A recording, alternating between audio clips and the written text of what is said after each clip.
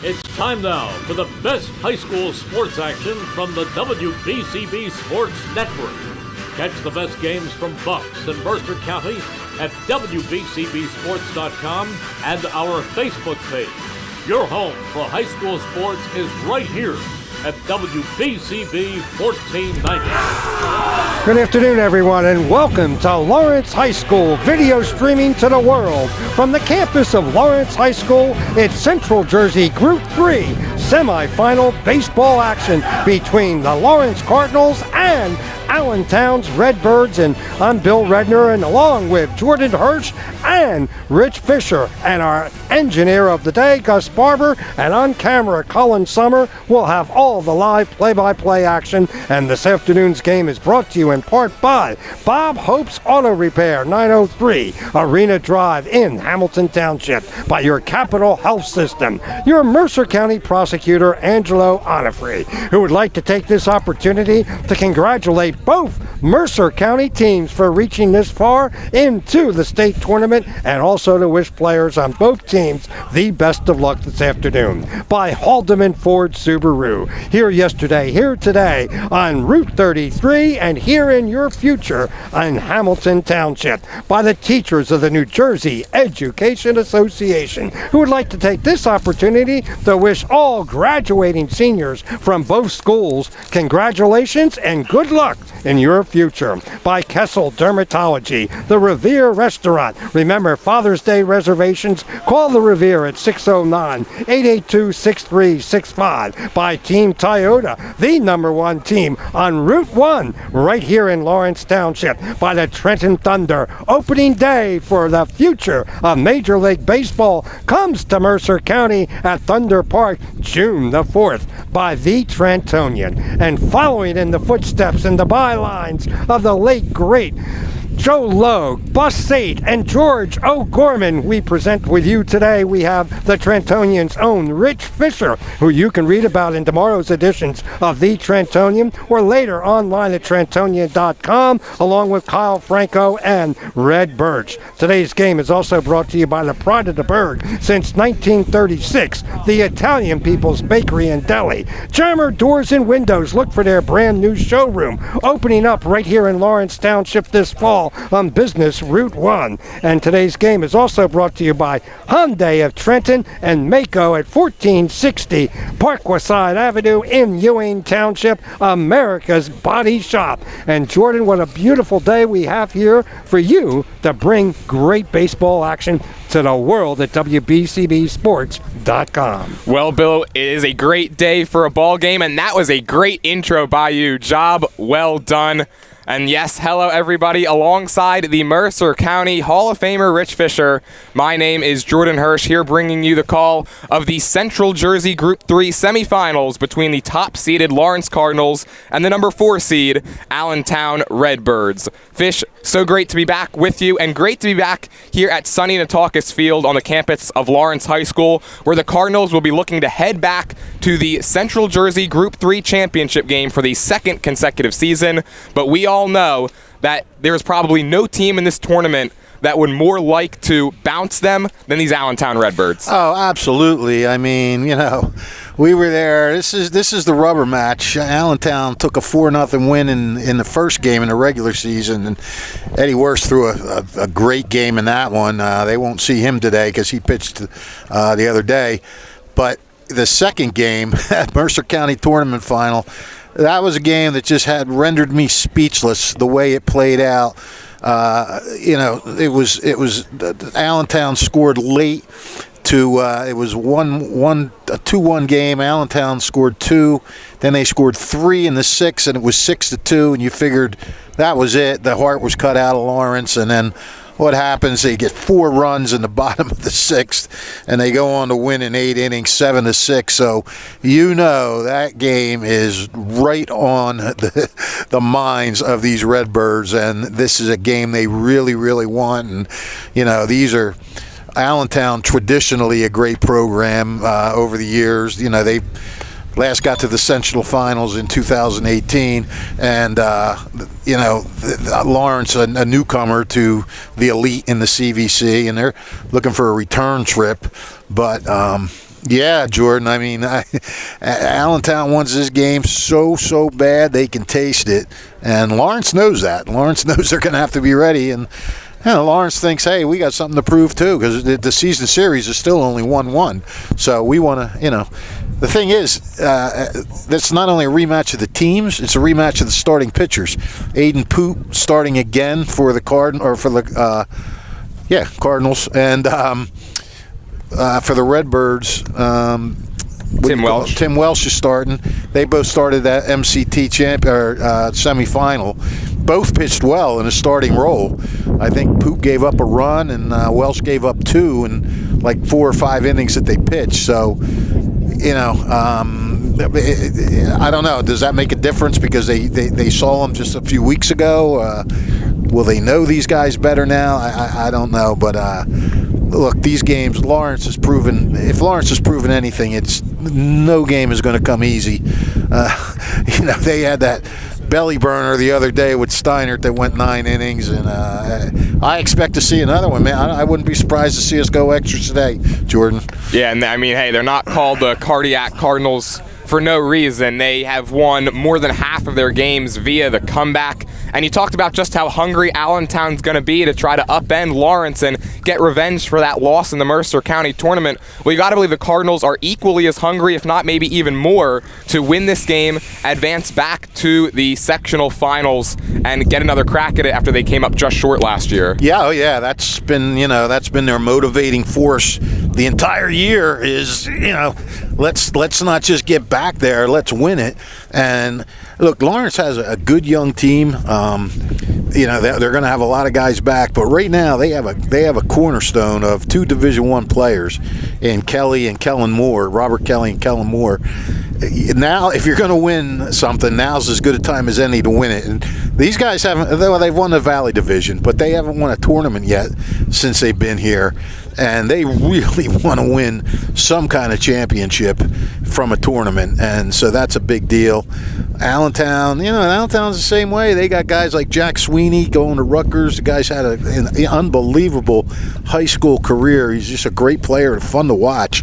And, guys like him, they want to do something. They haven't even gotten to the finals of the sectional tournament. So you really got 2 teams that are so hungry and so talented, and they both play so hard that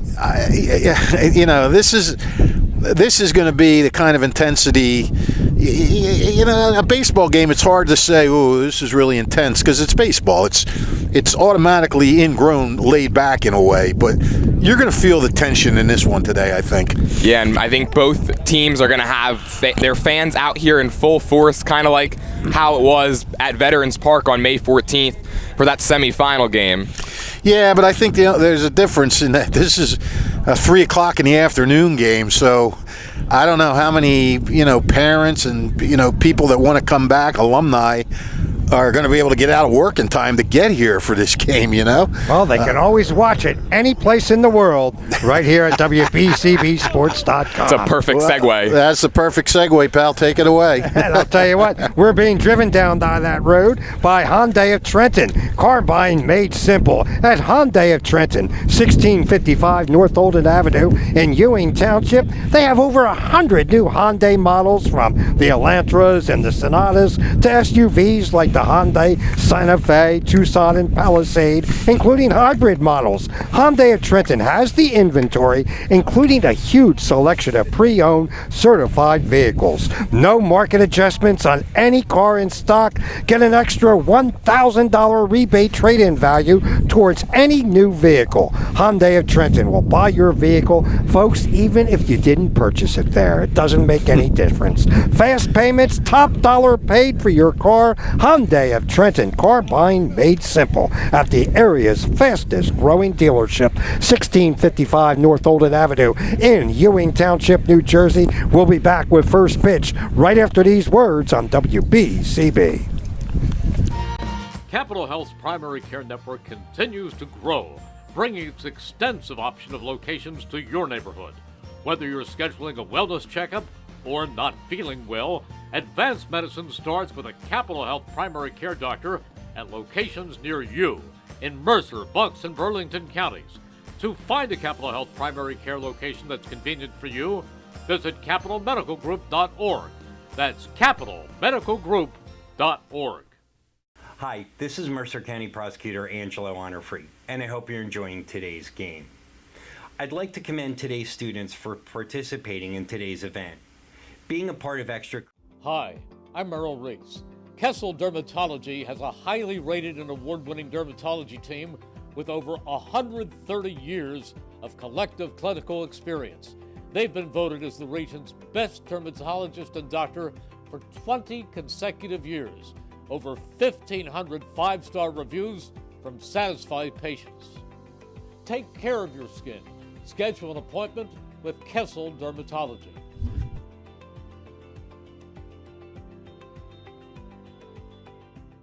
This is Merrill Reese reminding you that Haldeman Ford Subaru on Route 33 in Hamilton Township is more than just a great place to purchase a new Ford Subaru or pre-owned car or truck. Their collision and service centers services all makes and models and specializes in fleet service. Haldeman's Collision Center is renowned for their work. It's a state-of-the-art facility, all insurance accepted, free estimates and loaner cars available, and one of the friendliest staffs around. From small dents to major repairs on any make or model, it's Haldeman Ford Subaru Collision Center, Route 33 in Hamilton Township. They're good! New Jersey is home to the best public schools in the nation. And that didn't happen by accident. It's the result of parents, educators, and communities working together year after year to give our students a world-class education, no matter the challenge. Because parents and educators know that with a shared commitment to our public schools, our children can learn, grow, and thrive. And together, we can keep New Jersey's public schools the best in the nation.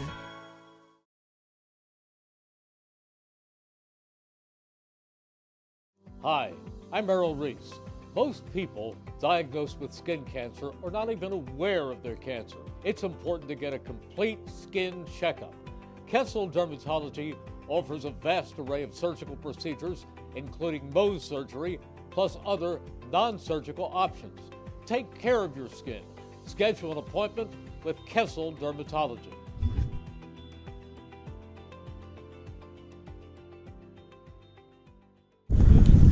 Welcome back to Lawrence High School. Cardinals have taken the field. Aiden Poot has begun his warm-up tosses, and let's take a look at the lineup that he will face this afternoon. Leading it off for Allentown will be the third baseman Max Kleins, followed by the left fielder Grant Howlett and center fielder Jack Sweeney. Dom Inzilla, the shortstop, bats fourth, followed by the catcher Anthony Lino and right fielder Chris Whalen. And the bottom three, the designated hitter J.C. LaQuara, first baseman Eddie Worse, and second baseman Anthony O'Rourke.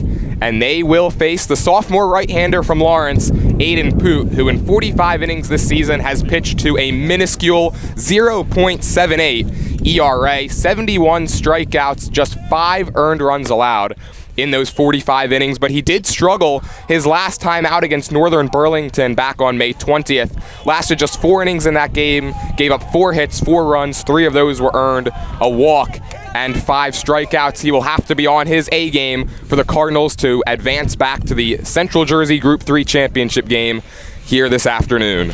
Yeah, Poot is outstanding. He's already outstanding as a sophomore, and Jimmy Mayer says, he already has the potential to pitch at a mid-major, but if he really busted it to get in shape and do everything he needs to do, he could go to like a Rutgers or...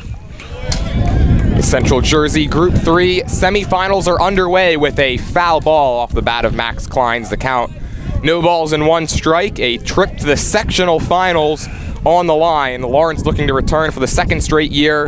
Allentown looking to get back for the first time since 2018. Yeah, he said Poot could get to a high-level Division I program, but he's really got to work at it, So see how that progresses over the next few years. Got to believe having a sub-1 ERA as a sophomore sets him up pretty nicely, though. Yep. This one's hit on the ground to second base. Rivera takes it off a few hops, throws to first, and that's the first out of the game. Poot had a perfect game, 5-inning perfect game against Princeton Day School earlier this year, 10 strikeouts, and it just ended because of the 10-run rule. Kind of that high school perfect game where you go 5 innings, but you're not really sure how to count it because of the mercy rule. Grant Howlett digs in, and he takes outside. It's a ball and no strikes. Still, 5 perfect innings is pretty darn good. We saw Kellen Moore do that just the other day against Ewing. That's the thing. Lawrence has a good 1-2 punch with their pitchers. Fouled away, a ball and a strike. Grant Howlett enters this game with a .277 average. He went 2 for 5 with a run scored in the Mercer County Tournament semifinal loss to Lawrence back on May 14th.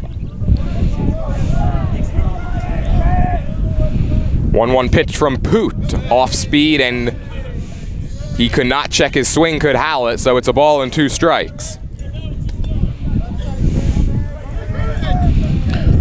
Yeah, both of these teams have a good 1-2, number 1 and number 2 pitchers. Allentown with Worse and Welsh, and Lawrence with Moore and Poot. That's how you get far in the tournament. Up high and away, ball 2. So the count even at 2 now to Howlett. And yeah, you talk about it at any level, you need to have at least 2 or 3 quality starting pitchers to be able to advance in any tournament, and both of these teams certainly have used that to their advantage here this year. 2-2 from Poot. Just below the knees for ball 3. Tell you, these Jimmy Mayer, Brian Nice showdowns can be classics. Fly ball left side. It's going to head out of play, and the count will remain 3-2 to Howlett. They both talked about it after that county tournament game, saying, here we go again with another wild one. Mayer said the other day after the Steiner game he expects this to be another crazy game. 3-2 to Howlett. Ground ball towards first. Crowley's got it. He's going to flip to Poot covering, and it's in time, 2 away. That was exciting. Crowley, that's Aiden Crowley, made the diving stop, but then looked like he was thinking about trying to take it to the bag himself, but thought better of it, and Poot got over there just in time. So now Jack Sweeney digs in. He'll be headed to Rutgers in the fall. And the first pitch to him is lined foul and hits the post in front of us and shoots towards the third base coach's box. That ball came whizzing back here. I was getting on Nick Gallagher yesterday in the Steiner Middletown North game because he was on camera and he was right up against the fence. And whenever a foul ball would be hit back towards us, he would flinch. Well, we got to get him out of that. Low and away for ball 1. I think you call enough games around here where you're kind of right on top of the action, right behind the fence. You get used to the balls coming back at you and understanding that you've got the protection. 1-1 to Sweeney, breaking ball, cut on and miss, strike 2. Aiden Poot now a strike away from working a 1-2-3 top of the first. You figure they're going to be pretty careful with 1-2 to Sweeney, up high. That's where Dobkin wanted it, and credit to Sweeney for laying off. Count even at 2. I don't think they're going to give Jack Sweeney anything really good to hit. I mean, when the base is empty, this guy could make it a 1-0 game. Oh, they got him. Nasty slider that time from Poot.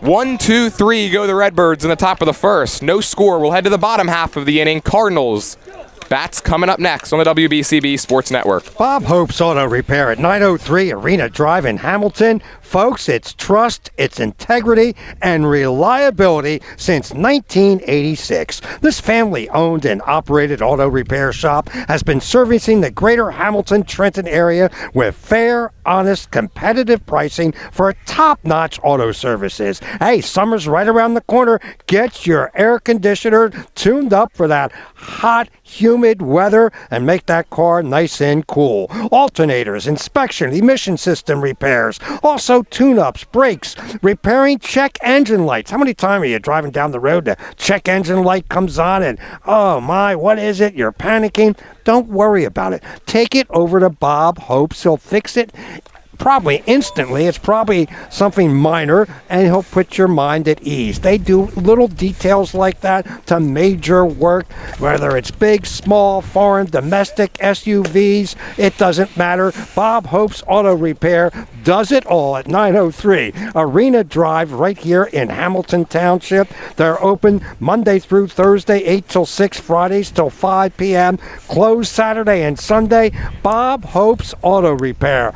Honesty, trust, reliability, a man whose family was born and raised in Mercer County, and would like to wish the players on both Allentown and Lawrence the best of luck today. Today's game is also brought to you by another business that has been around, this one since 1920, the Jammer family at Jammer Doors and Windows. Look for their brand new magnificent showroom coming to Business Route 1 right here in Lawrence Township. That's opposite the Lawrence Shopping Center this fall. Remember, the world looks so much better when you view it through Jammer Doors and Windows. This game looks great live from the world right here in Lawrence Township, with Jordan Hirsch giving you the play-by-play. Well, back here from Lawrence High School, we head to the bottom of the first. Aiden Poot was able to shut down the Redbirds offense, set them down 1-2-3 in the top of the inning, and now his offense will go to work. And let's take a look at how the Cardinals line up today. It will be the shortstop, Robert Kelly, leading it off, followed by center fielder Deacon Moore and right fielder Teak Toto. The designated hitter Kellen Moore bats fourth, followed by pitcher Aiden Poot and second baseman Riley Rivera. And the bottom three, the left fielder Josh Vikrosky, third baseman Dan Drizga, and the catcher Drew Dobkin. And they will face the senior right-hander Tim Welsh, who went an inning and a third and struck out 3 against Hopewell Valley in the quarterfinals. For the season, he enters with a .51 ERA in 27 and a third innings pitched. First pitch to Kelly, taken just off the outside black. It's 1-0. You know, it's interesting.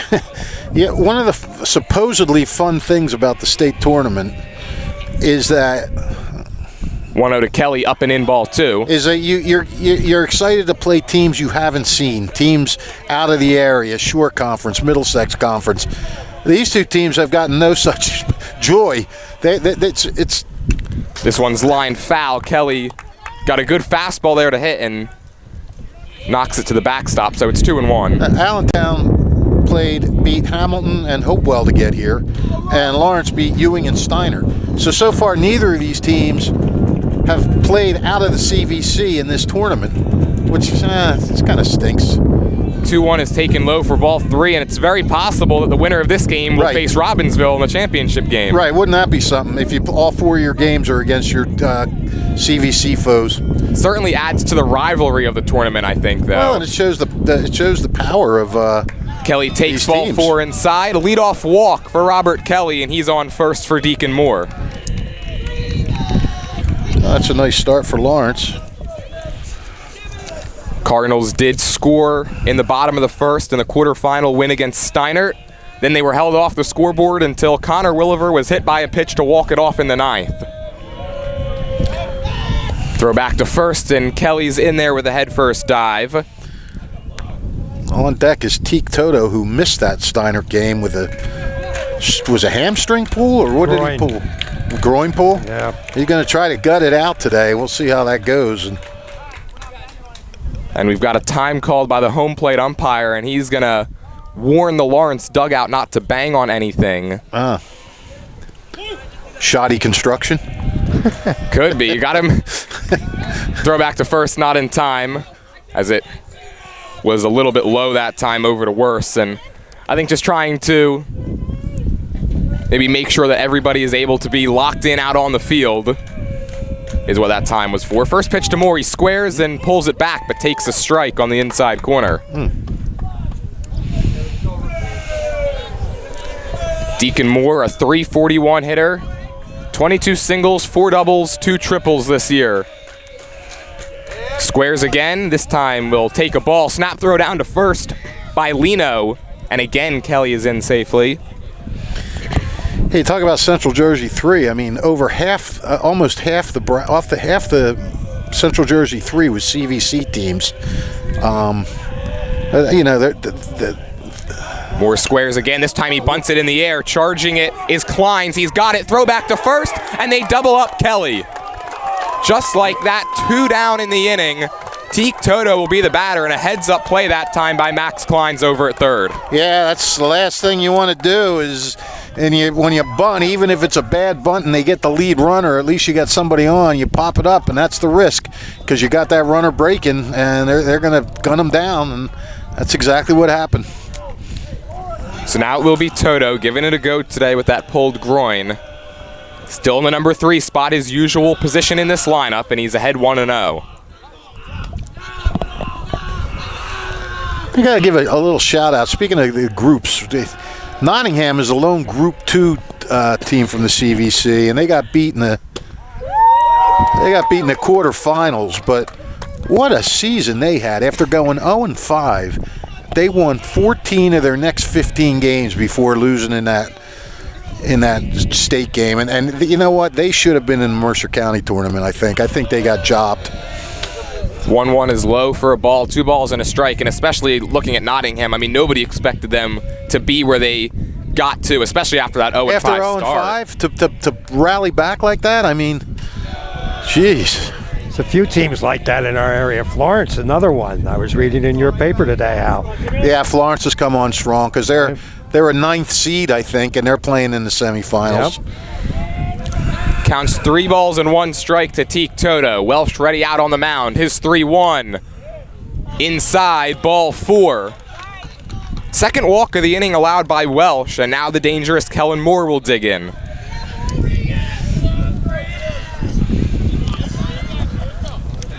Well, 2 walks so far, given up. And see how important that double play was massive.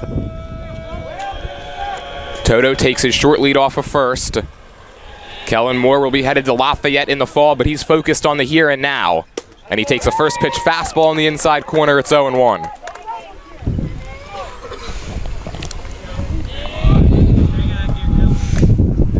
Kellen Moore deviating from his typical number 21. He's got the 44 jersey on today. Yeah, he drives me nuts. This one's popped up to the right side. Heading into foul territory is Worse, and he makes the catch as he falls to his backside. Fighting the wind a little there. No runs, no hits, 2 walks, and a man left on base for Lawrence. We are scoreless through 1 from sunny Nataukus Field. You know, graduation parties are coming up, confirmations, outdoor picnics. There's no place to go for the best bread and rolls that is better than the Italian People's Bakery and Deli. Right there in the Chambersburg section at 63 Butler Street. They've been there since 1936, family owned and operated. And I'll tell you what, you get those bread and rolls right off that conveyor belt. It makes a great hoagie. They have the best hoagies. They award the outstanding players of our game with a complimentary hoagie, and you can award yourself with a great hoagie by visiting the Italian People's Bakery. Remember, for graduation parties, they got the hoagie trays, the party trays, the fruit trays. They got all the salads there, the potato salad, the coleslaw. So for graduation parties, outdoor picnics, it's bread and rolls and all the condiments from the pride of the Berg since 1936, the Italian People's Bakery and Deli. Don't forget you can read about this game in tomorrow's editions of The Trentonian or later on online at Trentonian.com with Rich Fisher, Red Birch, Kyle Franco, and everyone else. Welcome back to Lawrence High School as we head to the top of the second here in the Central Jersey Group 3 semifinals. Aiden Poot back to work after setting down the Redbirds 1-2-3 in the first. He's going to face the middle of this Allentown lineup. It'll be Dom Inzilla, Anthony Lino, and Chris Whalen. Inzilla certainly had himself a nice game the last time these two teams met. 2 for 4 with a 2-run home run in the 7th inning of that 7-6 loss in the Mercer County semifinals. That looked like the death blow for Lawrence when he hit that. That was the shot that put Allentown on top 5-2. They proceeded to add a run later in that inning, and then how about the Cardinals battling back, scoring those 4 runs in the bottom of the 7th to tie it. That was crazy. They loaded up the bases that inning too with nobody out. Allentown got out of that jam. That's what made it super. Oh, hit him. And that one hits Inzilla in the shoulder. He's fired up as he jogs down to first. He's going to be the first base runner of this game for the Redbirds, and it brings Anthony Lino to the plate. Jordan, that's what made it so unbelievable, is that they tied it. Then they had the bases loaded with nobody out, and you figure, all right, Allentown's dead. And Allentown gets out of it. I mean, it was just one team after another just standing up and bellying, just not bellying up, but I mean, they weren't at the bar, but just stepping up and making big plays, and it was incredible. First pitch to Lino is on the outside part of the plate for strike one. It was certainly, I was on camera for that game. I know you were calling it with Mike Warren, and that was 100% the craziest high school baseball game I've ever been a part of. Yeah, me too. I mean, runner goes, pitch is swung on and missed. Throw from Dobkin hits the mound, and it's going to be an easy stolen base for Enzilla, and he's up to scoring position with no one out. Dobkin, not sure if the ball slipped out of his hand there or what. It hit the mound, like you said. Same thing happened the other day. First guy stole on him, and then he threw out 2 straight guys. So Lino now with a chance to give his team the early lead. And he pops this one up into foul territory. It's going to go back out of play over our heads. But yeah, I mean, the crazy part wasn't that Lawrence scored 4 to tie it. I mean, I've seen comebacks before, but then to load the bases and not get that winning run then just was remarkable. And 0-2 to Lino, popped up, this time again into foul territory. Crowley and Dobkin are over. Crowley calls it off, and he's got it for the first out. That's a big out. Keep that runner at second now at 1 out. And it's going to bring Chris Whalen to the dish. Whalen this season hitting .265. He's driven in 10 runs in 83 at-bats. Dom Enzilla, the shortstop, out there at second base after the hit by pitch and stolen base. And the first pitch to Whalen is a breaking ball low for ball 1.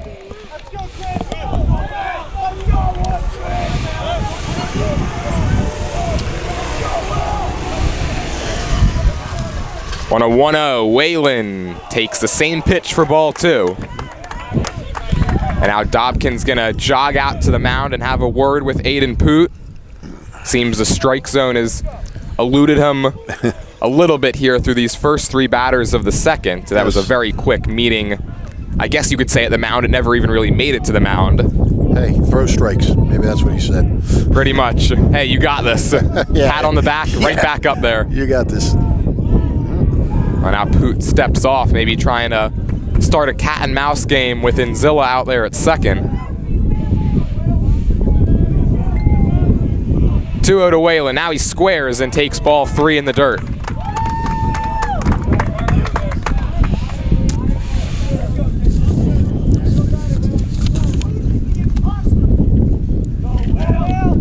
Open base at first, 3-ball, no strike count, and the pitch from Aiden Poot is right down the middle for strike 1. Poot is only in 41 2/3 innings. Poot's only walked 7 batters. That's remarkable. And not only that, but he's struck out now 72. And Poot just balked. Oh, man. Enzilla's going to head up to third. That was a pretty easy call that time for the base umpire. Poot almost looked like he stepped off twice. Yeah. And you cannot do that. And now the first run of this game is 90 feet away with 1 out. Yeah, Poot's, I don't know what's going on with Poot. He's a little disheveled right now. Corners pinch in for Lawrence. 3-1 to Whalen. Slider on the outside corner for strike 2. That was a big-time pitch right there. Yeah, he took the words right out of my mouth. Perfect pitch.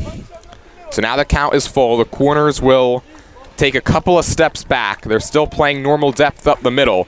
3-2 pitch to Whalen. Hit on the ground towards first. Diving stop by Crowley. He's going to take it to the bag himself. He beats Whalen, but a run does score, and it's 1-0 Redbirds. Well, they'll take that. That ball looked like trouble, and Crowley making a great diving stop, and they'll get the RBI. Whalen did his job, got the run home, and that's huge in a game like this to score early, put your team on top. So now it's the designated hitter J.C. LaQuara, another one of these left-handers in the Redbirds lineup. Not happy with that first call, strike 1 at the knees. So they say walks will kill you, hit by pitches will kill you too. That's how Enzilla got on. 0-1 pitches down low for ball 1. If anybody knows that, is Lawrence, who won the game on a hit by pitch. against Steiner the other day. Inzilla was hit, stole second, balked over to third, and then scores on a ground ball to first. So a run on no hit so far for Allentown. This one's lined into center field. It's going to drop in front of Deacon Moore, and that will be the first hit of this ball game. And it extends the inning for Eddie Worse. A run on a hit that didn't figure in a run, but now a chance to get more runs. How's that? That sounds like a bad country song. Sounds like a good poem. So LaQuara over at first. Eddie Worse, the first baseman, digs in. First pitch from Poot. Swung on and hit foul over the Lawrence dugout.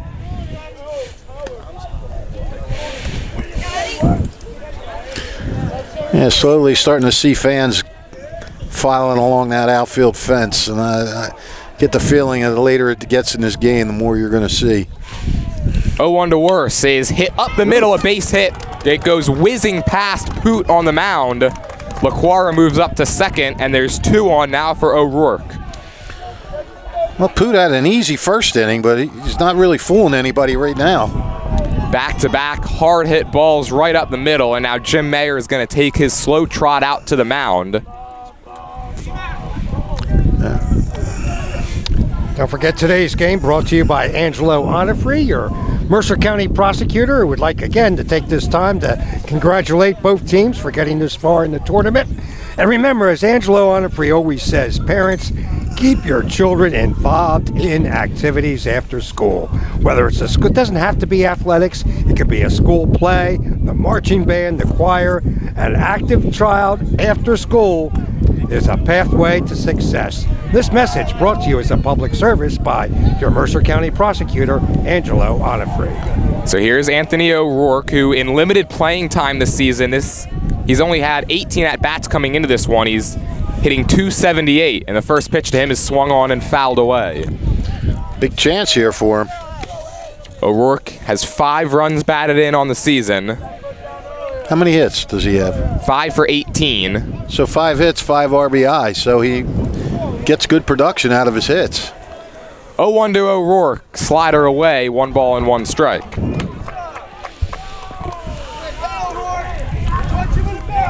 LaQuara out there at second. Worse over at first. A run already home for the Redbirds in the top of the second. Poots 1-1 is taken for a ball below the knees.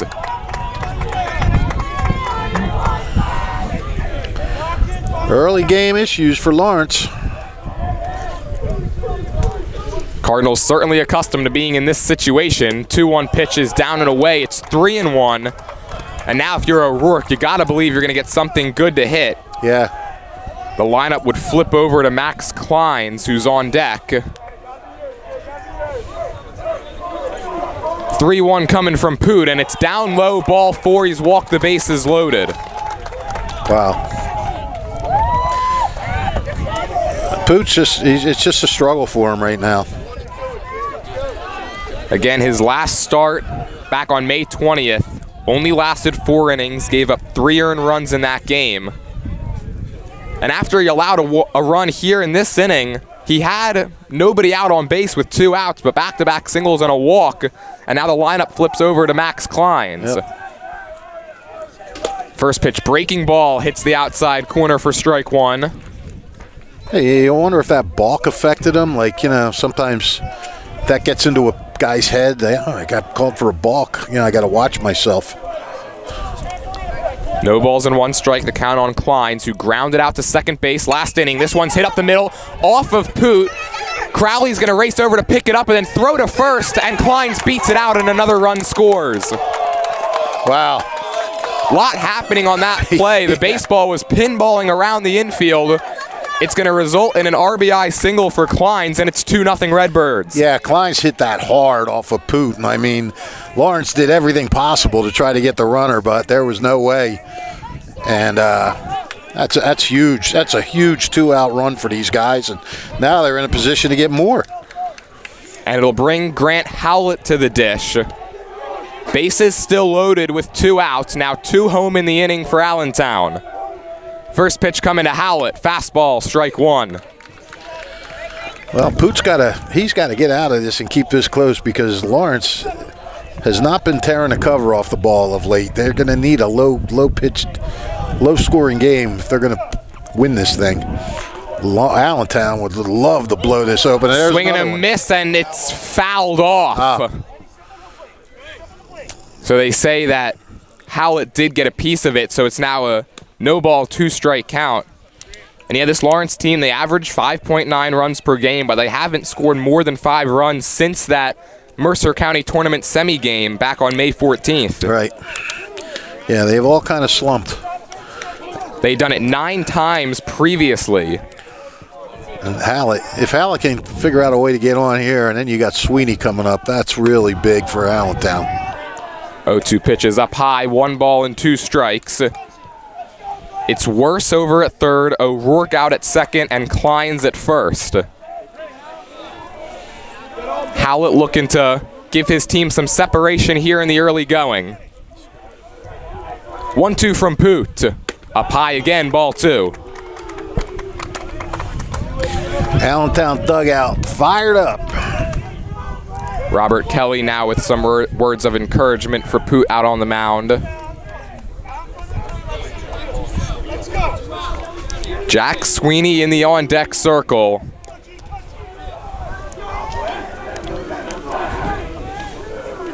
Bases full of Redbirds. 2-2 pitch. Swing and a miss. Strike 3. Aiden Poot limits the damage in the top of the second, but 2 runs do score on 4 hits. Redbirds leave the bases loaded. We'll head to the bottom of the second. 2-0 Allentown on the WBCB Sports Network. Hi, Merrill Reese reminding you to come back home to traditional Italian cuisine at the Revere Restaurant, 802 River Road in Ewing Township. You'll always feel welcome at the Revere. It's like stepping back in time where you'll feel like you're dining in South Philly or New York's Little Italy. Start your meal with complimentary Hoboken bread. Choose from a menu featuring fresh seafood dishes, succulent steaks and chops, or homemade pasta dishes. You can even eat at the bar. The Revere is open 7 days for lunch and dinner. Private room available for special affairs, plus catering. For reservations, call 609-882-6365. That's 609-882-6365. Come home to traditional Italian cuisine. The Revere Restaurant, 802 River Road, Ewing Township. Welcome back to sunny Nautaucus Field, where the Redbirds have taken a 2-0 lead over the Cardinals. They scored 2 runs on 4 hits in the top of the second. And now here in the bottom of the inning, it will be 5, 6, and 7 in the Lawrence lineup. That's Aiden Poot, Riley Rivera, and Josh Vikrosky. Tim Welsh back to work after he worked a scoreless first inning. Did walk 2, but got a big double play off a popped-up bunt from Deacon Moore that Max Kleins, the third baseman, was able to snare and then fire on to first to double up Kelly. Yeah, Timmy Welsh has to be pretty fired up now to come out there stake to a 2-0 lead. Now you throw strikes. I mean, you can't just lob it over. The lead's not that big, but you do have 2 runs to play with. So Aiden Poot will dig in. You know, he would like nothing better than to get on base and be a table setter after surrendering those 2 runs last half inning. Yep. Poot went 3 for 5 with an RBI in the win against Steiner in the quarterfinals. First pitch to him here is a fastball low for ball 1. Tim Welsh and Anthony Lino both were in disagreement with that call. Welsh, you could see it in his face, and Lino did that kind of double clutch throw. Fly ball right side out of play. Yeah, Poot had a really nice game against Steiner. They had 7 hits, 3 guys had him. Riley Rivera had 2, and somebody else had 2. Ground ball towards shortstop, and Zilla's got it. Throws across his body, and Worse hangs on to the bag. No, he doesn't. He dropped the ball. He will go back and tag Poot just to make sure he didn't make the turn. It'll be an error charge to Eddie Worse. It was a tough throw from Inzilla at short, but he made it. He was able to make it and just right off the glove of Worse. Yeah, the second inning in a row, Lawrence has got their leadoff guy on. First pitch to Rivera is skied out of play over the first base dugout. Yeah, Riley Rivera coming off a 2-hit game. He'd been struggling going into that game, so see if that helps him a little confidence-wise. 1-0 or 0-1 breaker in there for strike 2. Yeah, Rivera has been struggling. He enters this game just hitting .238, and that average is down from where it was at earlier portions of this season. But up from where it was before going into the last game. 0-2 to Rivera. Fastball low. It's off the glove of Lino and through the 5-hole. And Poot's going to jog down to second, and then the throw back to the pitcher gets away. But it's backed up nicely by O'Rourke. Well, for as clean as the first inning was, the second inning has been anything but. Yeah. Yeah, this is it's a little ugly for Allentown right now. They got to tighten up. The count's a ball and 2 strikes on the Cardinals' second baseman. Rivera ready, so is Welsh. And the 1-2 pitch is hit on the ground towards short. Inzilla charges, takes it on 2 hops, and throws out Rivera. That keeps the runner at second, and there's 1 down. That's a great job right there. Get him to bounce right to shortstop. No way that Poot could advance. So here comes the left fielder now, Josh Vikrosky. Not an everyday player for Lawrence, just 37 at-bats this year, but he's had some solid production at the bottom of this lineup, hitting .297. Hey, started the other day in place of Poot. First pitch to Vikrosky, swung on and hit foul. Gotta say, I'm a little surprised that Jim Mayer not going with the courtesy runner for Poot, his pitcher, electing to leave him in the game out there at second. Yeah. Yeah, it's a little surprising. You're right. 0-1 to Vikrosky is in the dirt and blocked that time by Lino behind the dish. Well, I mean, Poot might have pretty good speed, too. But still, you don't like to see your pitcher out there messing around. 1-1 to Vikrosky, slapped in the air towards center. It's going to drop in for a base hit. Poot kind of slipped as he went towards third, so he's going to have to hold up there. And there's runners on the corners with 1 out for Dan Drizga. Yeah, Poot slipped, and he had to hold up because it wasn't certain that ball was going to go down. And now a big spot for Drizga, a chance to answer the 2 runs scored by Allentown in the top half of this inning. Cardinals looking for a quick response, and Lino's going to give out the signs. Of course, first and third in high school, sometimes that's just a free stolen base down to second. Keep an eye on Vikrosky. He stays put, and the first pitch is outside for ball 1. Yeah, you never know. You don't know how Allentown would play it if they'd go for it, because you don't want to see that tying run get in the scoring position. Cardinals did score a run like that in their first round win against Ewing. 1-0 from Welsh. Popped up, right side. Worse is going to give it a look, but it's going to be back into the parking lot. Wind is blowing in from left center field. And it's been whipping today. Not as bad as it was at Steiner the other day, though, Fish. 1-1 slider down and away for ball 2. No, Steiner's a wind tunnel. We're talking softball, but either way, either field is kind of windy.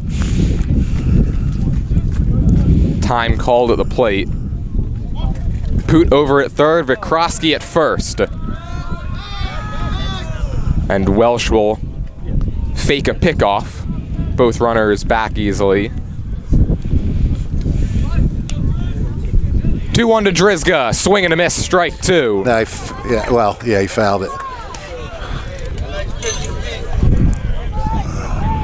Big spot here, a strikeout would be much needed for Welsh out there on the mound. Yeah, that'd be big. Way outside, ball 3. Held on to that one a bit too long, and a nice play by Lino to save a run. Hey, right here, right now. Wait, let's go, baby. Dan Drizga, a .288 hitter. 3-2, 1 out. The pitch, swing and a miss, strike 3. It's dropped by Lino, and Vikrosky will head down to second because of that. Because he was out at first, Drizga cannot advance on the drop third strike. So 2 outs and 2 in scoring position for Drew Dobkin. Well, that's a big out. That's a really big out for Welsh. And now you got Dobkin. He's been scuffling. So. First pitch down and away for ball 1. Yeah, now if you're Welsh, you got to believe he's going to be going right at Dobkin with Kelly on deck. Yeah, I mean, you could say, well, they got a base open, but you don't want to load the bases for Kelly. 1-0 to Dobkin. Outside corner, strike 1. The dangerous part of this lineup is up top. It's not a mashing lineup from top to bottom. Poots over there at third, Vikrosky at second. Cardinals trailing at 2-0 here in the semifinals. The 1-1 from Welsh. Breaking ball away. Nice take that time by Dobkin, and it's 2-1.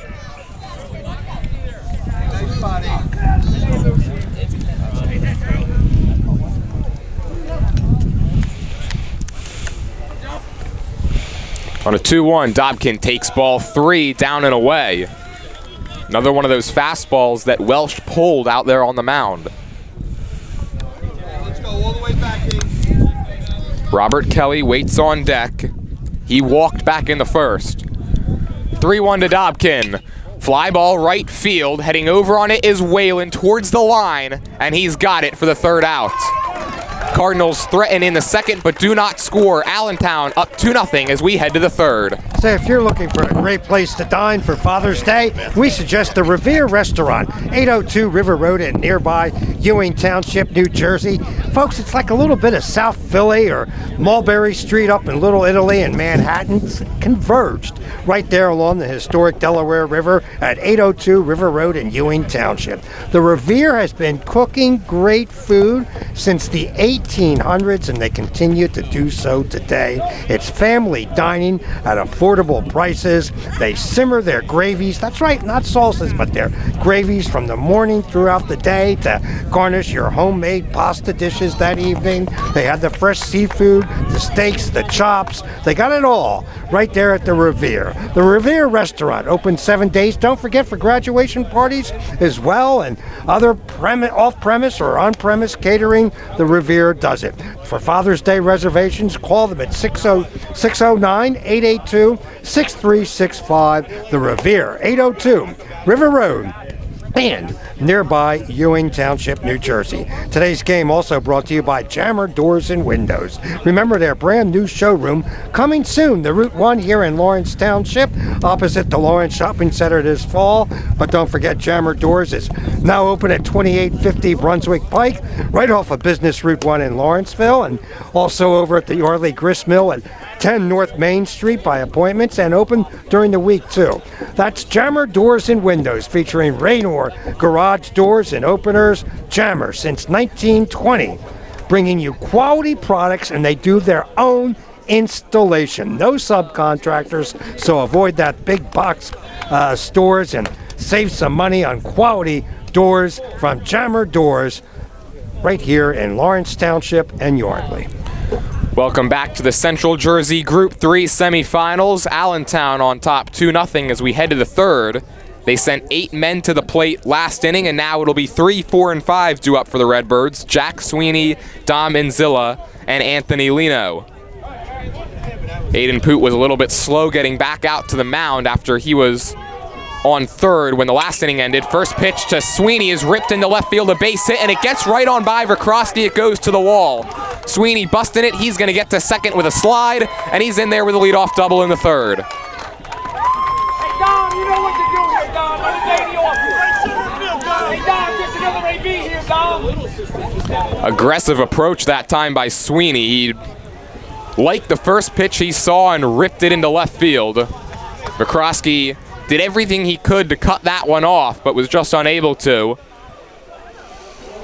And so now it'll be Dom Inzilla, who was hit by a pitch last inning, stole second, balked over to third, and came around to score on an RBI ground out from Chris Whalen.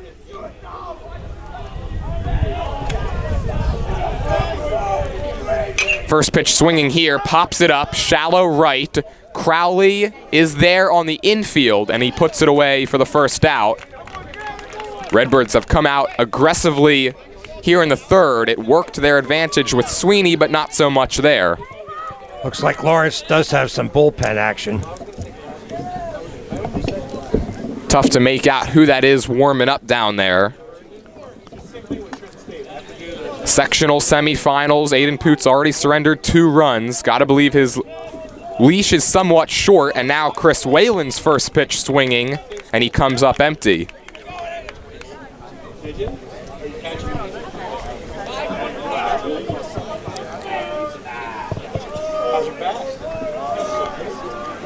Sweeney out there at second. 0-1 to Whalen, breaking ball and a good one. It's 0-2. I should say it's Anthony Lino who's up at the dish right now. Whalen's in the on-deck circle. Lino popped out to first base his last time up. And the 0-2 coming to Lino. Another breaking ball, and this one's blocked by Dobkin behind the plate. So it's a ball and 2 strikes to the Redbirds catcher.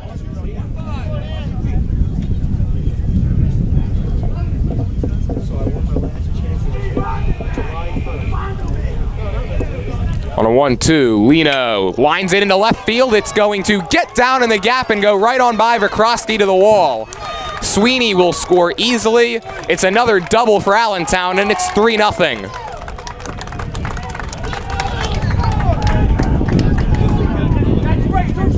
Allentown certainly has their hitting shoes on today. Yeah, and they've come out very aggressive here in the third.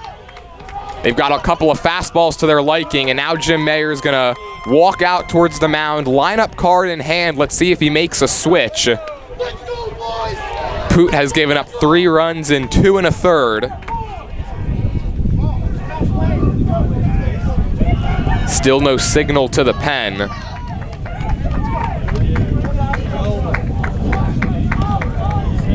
Again, this is a spot that the Cardinals are used to being in. 13 of their 22 wins this year are from the come-from-behind variety.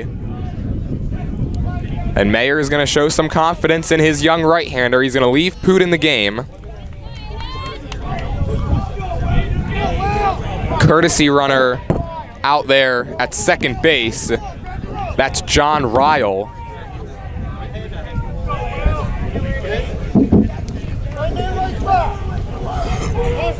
Now's your time, Wales.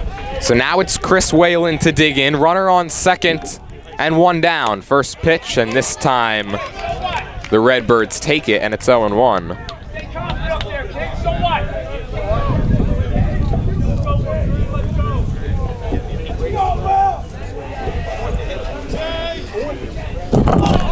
Squares, it's a good bunt. Poot off the mound, backhands it, throws to first, and it pulls Crowley off the bag.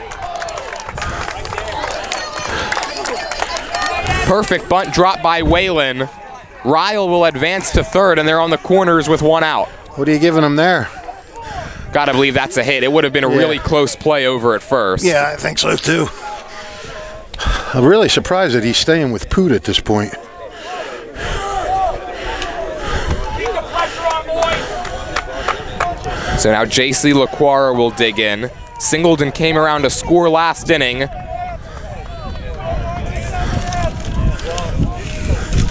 Ryle over there at third. Whalen out at first.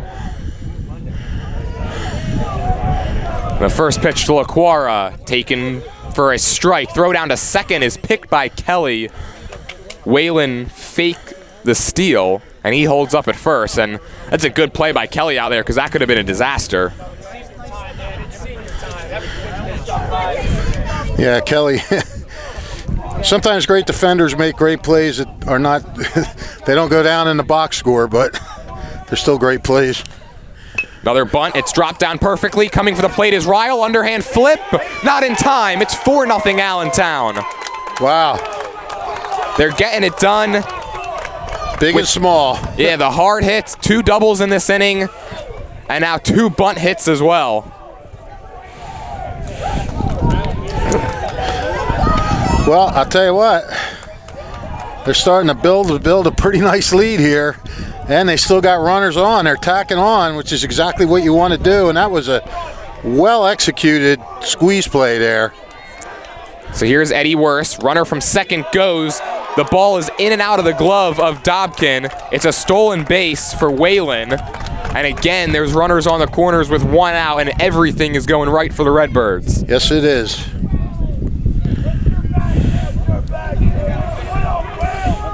Whalen's out there checking third base because it came out of the ground on that steal. He's got it back into place now, though. Steals the base and puts it back. Yeah. Very nice of him.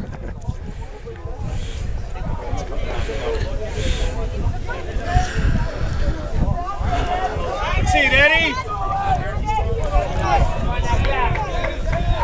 Well, Lawrence is Allentown's getting it done at the top and the bottom of their lineup. Now, Worst shows bunt. This is another nice run towards first. Hoot will make the flip over to first, but Whalen will cross the plate. 3 home in the inning, and it's 5-0 Allentown. They extend the lead.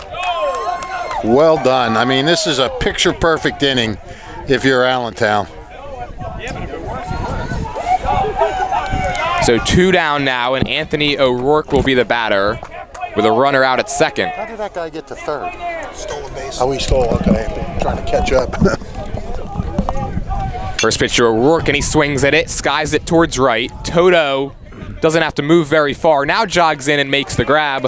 But the damage done for Allentown in the third. They score 3 in the inning, lead at 5-0. Cardinals bats coming up, looking for some offense when we come back on the WBCB Sports Network. Bob Hope's Auto Repair, 903 Arena Drive, Hamilton. Folks, it's trust, it's about integrity, and it's about reliability. This family-owned and operated business has been around since 1986, and they've been serving the greater Hamilton-Trenton area with fair, honest, and very competitive pricing for top-notch auto repair services. And as we mentioned, we're getting ready for summer. Get that car's air conditioner of yours tuned up, ready to take you through the heat and humidity of June, July, and August. The place to go, your neighborhood auto repair shop, Bob Hope's. Hey, they do everything over there. Small repairs, minor repairs, major work, alternators, inspection, emission system repairs, tune-ups, brakes, repairing check engine lights, and so many other auto services.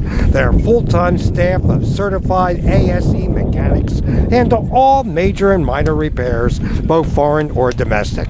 Bob Hope's Auto Repair, 903 Arena Drive. Hamilton is open Monday through Thursday from 8 a.m.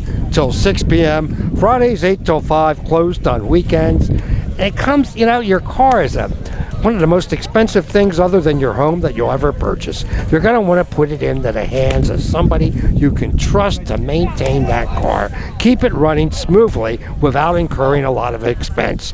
That person you should go to is Bob Hope's Auto Repair, 903 Arena Drive. They're local, they're family owned, and they'll look you in the face, tell you how much it's going to cost before they begin work, and tell you what you can expect. You can't find it any better than Bob Hope's Auto Repair, 903 Arena Drive, Hamilton Township. Welcome back to the Central Jersey Group 3 semifinals. Top of the order due up for the Cardinals in the bottom of the third, and Robert Kelly takes strike 1 at the knees. And that is what Lawrence needs now, Billy. Bob Hope. They need hope. Hope that they can make a comeback here. See, I can do segues too. That's outside for ball 1. We've had some great segues in this game, and Fish, I know you challenged Bill off the air to spell segue, and he delivered. He did deliver.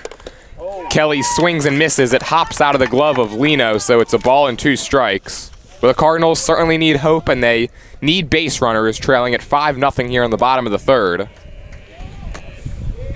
Again, the Cardinals have not scored more than 5 runs since May 14th. They're going to have to do it here. That one is just off the plate away. Crowd has really filled in here at Lawrence. Yeah, it's packed.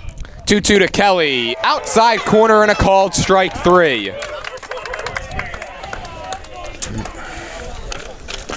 That's the second strikeout of the game for Welsh, and now Deacon Moore will dig in. He bunted into a double play back in the first, popped it up to third. Klein's made the throw on to first to double up Robert Kelly.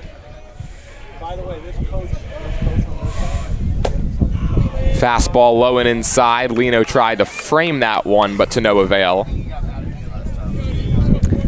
Remember, tomorrow it's Steinert softball championship action. More Central Jersey Group 3 action. This one's fouled away down the left field line. Yes, Steinert's going to be taking on the Allentown softball team over at White House Rupert Field tomorrow at 1 o'clock. We'll be on the air at 12:45 for that one.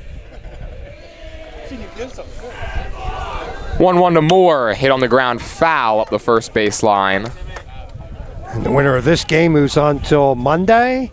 Yeah, Monday will be the Central Jersey Group 3 championship. Yeah, over on the baseball side. Always an exciting time of year. End of May, beginning of June. That one slips out of the hand of Welsh, and it didn't matter, but it's still a nice play by Lino to go leaping up for that. We'll also have that game on since we know a local team's going to be in it, and perhaps Robbinsville as well. 2-2 to Deacon Moore, lined and caught by Worse over there at first, and there's 2 down. Yeah, that's when it's going good, man. Those seeds are hit right to you. When it's going bad, vice versa. You hit the seeds right to somebody. Yeah, right now Allentown is getting all the breaks, and they've taken full advantage for sure here. Leading this one 5-0, and now 2 outs and nobody on for Teak Toto. And he takes a first pitch fastball in the outer third for strike 1. Not sure they're getting all the breaks. They're making a lot of their breaks. They're playing a really, really good game. 0-1 to Toto, fouled off the glove that time of Lino, and it's 0-2. You know, we talk about teams sometimes getting lucky or getting those fortunate breaks, but you got to be good enough to put yourself in the position to be able to get that.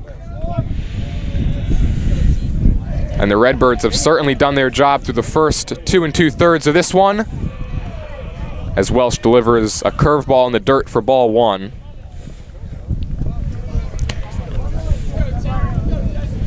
Toto walked back in the first inning and then was stranded out there at first. And on a 1-2 pitch, he takes a fastball low. The entire Allentown infield took a full step back towards their dugout, but they will have to head back to their positions. Welsh working quickly. The 2-2 lined in the air towards left field. Starting in on it, now going back is Howlett, still ranging back, and he puts it away for the third out. Cardinals go down 1-2-3 in the third. Redbirds still lead at 5-0. We'll go to the fourth on the WBCB Sports Network. Hi, this is Mercer County Prosecutor Angelo Honorfree, and I hope you're enjoying today's game. I'd like to commend today's students for participating in today's event. Being a part of extracurricular activities, whether it's an athletic event, marching in the band, or performing in the school play, or being on the debate team, is good for today's youth. And parents, stay involved in your children's activities and encourage them. An involved parent nurtures your children to accomplish great things. I'm proud to support the youth of Mercer County. This is Angelo Honorfree, your Mercer County Prosecutor, and I hope you enjoyed today's game. Hi, I'm Merrill Reese. Kessel Dermatology offers top-of-the-line medical-grade skincare products manufactured in the USA. They're tested and developed by a team of board-certified dermatology experts, and they come with a 30-day money-back guarantee. Take care of your skin. Schedule an appointment with Kessel Dermatology.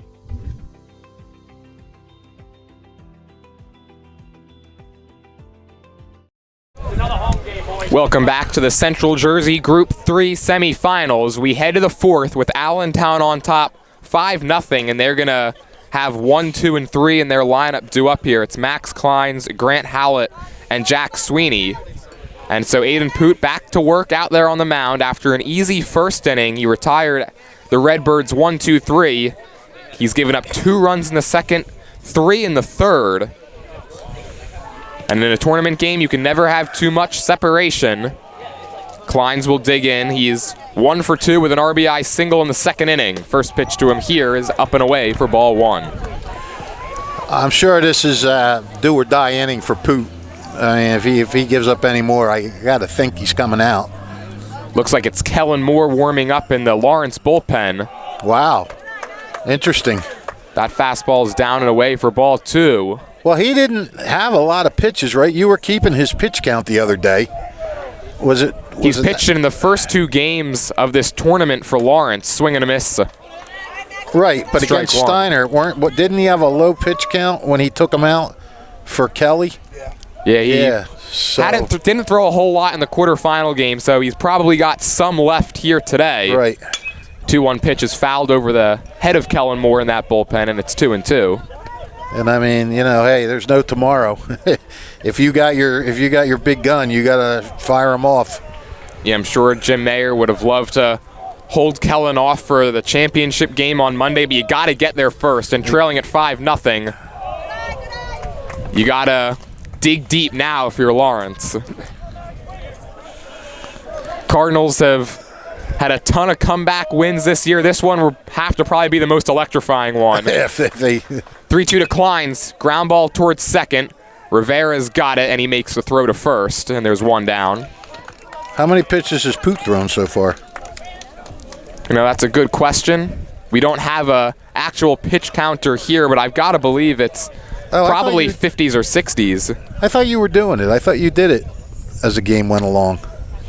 No, unfortunately, I'm not that talented. Who was I with that was doing a pitch Andrew, count? I think. Oh, that's right. It was Andrew the other day, yes. Howlett digs in and squares and pulls it back and takes ball 1. Thanks, Billy. Yeah, I knew somebody was keeping a pitch count. It sure wasn't me. Nor I. Yeah. 1-0 pitch, Ooh. laced towards right. Toto on the run, and it's off his glove and it drops. Howlett's around first. Toto is having trouble with it in right, and Howlett's going to pull into second. It'll be an error on Toto, and that might actually be 2 errors. The one to let it drop and allow Howlett to reach, and then the next one, him not being able to pick it up, it allows Grant Howlett to get to second. Well, I'll tell you what. That's the ball was crushed. He hit the ball well, but Toto did a good job of getting to it, and then just couldn't hold on. And so now here's Jack Sweeney. 1 for 2. He's struck out and he's doubled. He was first pitch swinging last inning. And on the first pitch here, he rips it foul, just foul down the third base line. I'll tell you, the way things have been going for Allentown, I thought that was just going to hop over the bag and go right down to the corner. It would have been another run for the Redbirds. It was really close, and the Allentown dugout is letting the base umpire hear it. And now their head coach, Brian Nice, wants a word with the home plate umpire. But Brian, we talked about Mayer and Brian Giolella the other day, and great long careers. You could put Brian Nice on that list too. Put a lot of coaches in Mercer County. Yeah. Joe Drulis, another one. But the job Brian Nice has done with this Allentown program has really been first rate. And you hear a lot of people say good things about him. I mean,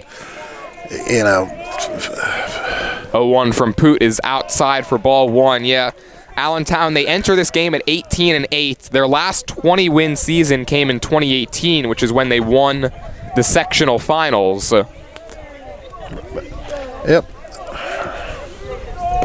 Sweeney could not hold up that time. It's 1-2. I mean, Tom McCarthy, the Phillies announcer, I think he had 2 sons, Pat and Tommy, both played for Brian Nice. And Tom McCarthy, a knowledgeable baseball guy, just raves about what Brian Nice does for this program and the way he coaches, and that's pretty high praise right there. 1-2 to Sweeney, way up high. 2 balls and 2 strikes.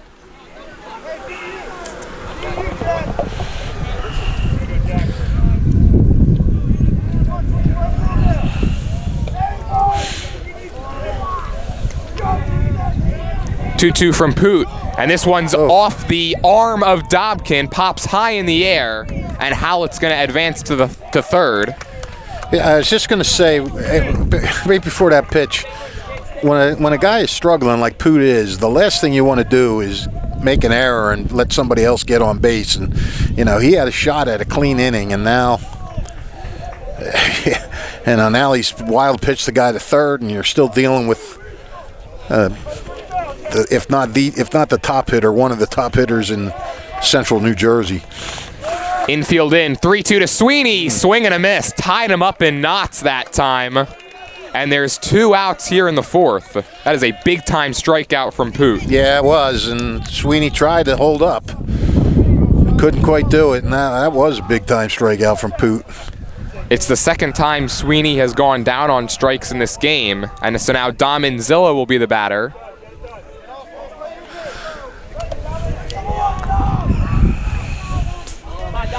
First pitch to Inzilla, grounded foul, and a nice play by Brian Nice in the third base coach's box. Didn't even have to move for that one. Yep. These guys stay in shape. They have to because they're down there in third. Especially when you got guys like Inzilla and Sweeney that hit rockets down there sometimes. Yep. Howlett at third. The 0-1 is a fastball high.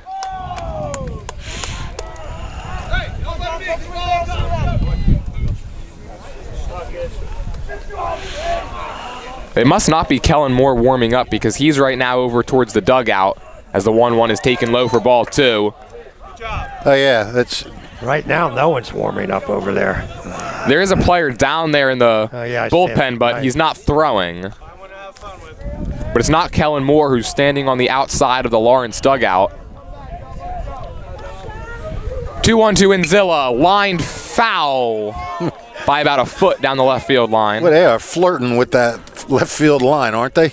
Yeah, and they're certainly getting some really nice swings off of Poot right here. Yeah.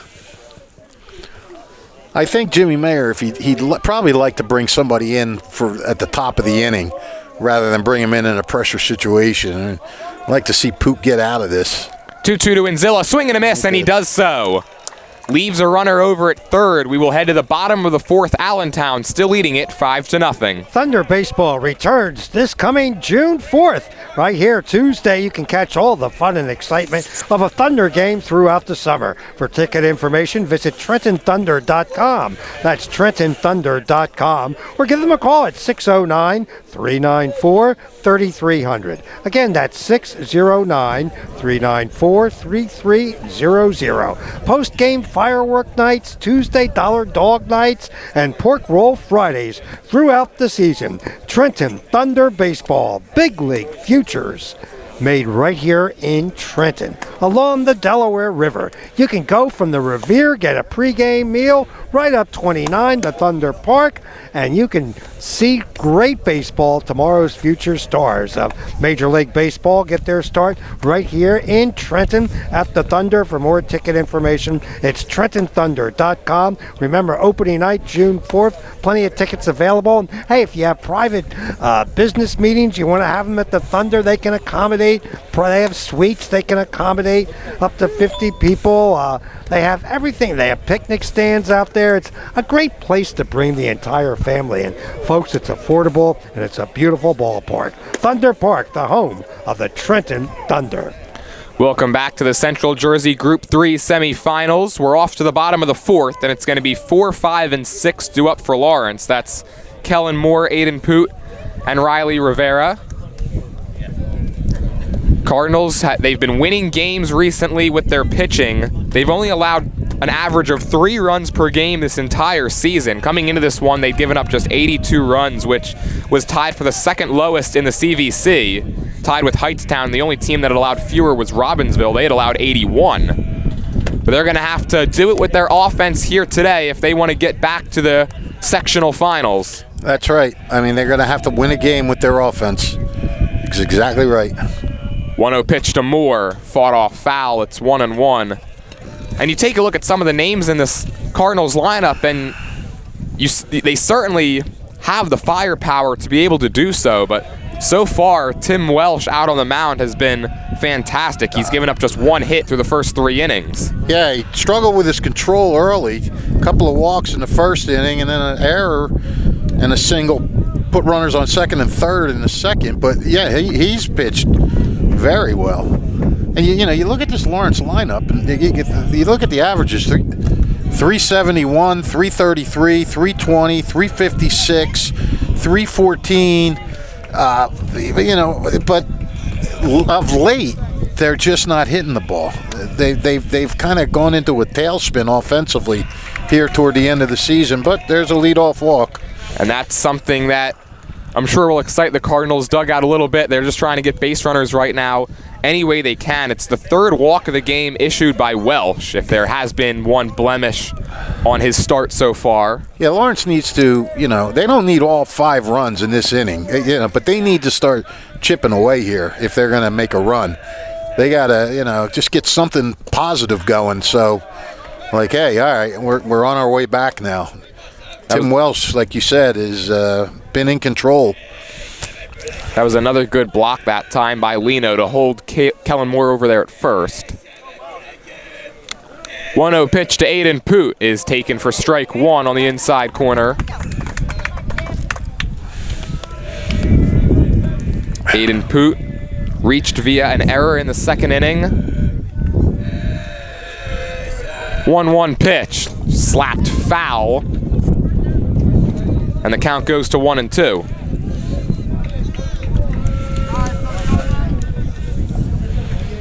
And we've got time as the home plate umpire wants one of the Allentown players to head down and grab that baseball. Yeah, Poot's at 356, and he leads the team, tied for the lead with This Kelly. one's lined and caught by Inzilla with a leap out at short. Everything continues to come up Redbirds, and there's one down in the 4th. Yeah, that was a nice play by, I thought he had it there. I thought that was going to go in. Timed his leap just right and just allowed out. And it's a good job by Inzilla to stick with that, too. That ball almost looked like it sliced back towards his left as it was coming in. But he puts it away, and now there's a runner on first and one out for Riley Rivera. And he takes a first pitch breaker on the outside corner for strike 1.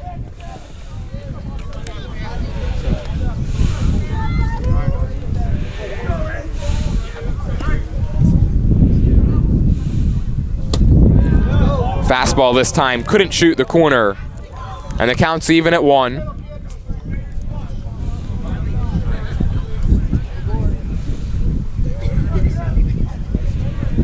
Riley Rivera's got some pretty cool colored cleats on as the pickoff attempt by Welsh is unsuccessful. Yeah, he's got that sort of...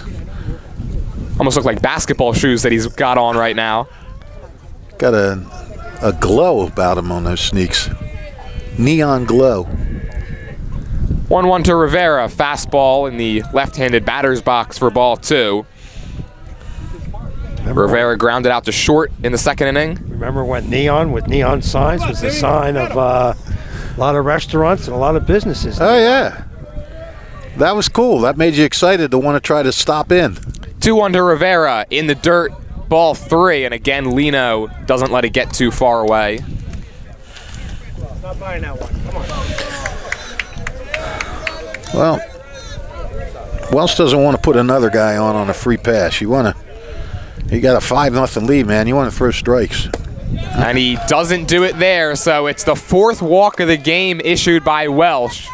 Runners on second and first now for Josh Vikrosky, who's got the lone hit of this game for Lawrence.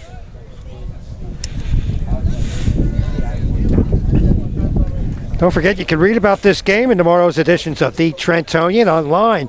Later on today at Trentonian.com, Kyle Franco supplying the pictures, Red Birch and Rich Fisher. You'll find it all. And don't forget softball action and coverage with Rick Fortenbaugh. And we'll have that Steinert softball game on against Allentown tomorrow at 1 o'clock right here at WBCBsports.com and also on our YouTube WBCB Sports page. Also going on right now is Notre Dame against Red Bank Catholic in Parochial A softball action. So we got a full slate of games going on today and tomorrow as well. Thanks, pal. And the championship game for Central Jersey Group 3 on Monday. Long mound visit here for Allentown. Runners on second and first for Josh Vikrosky.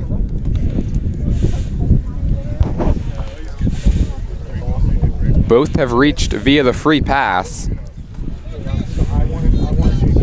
Well, that was a pretty long conversation out there.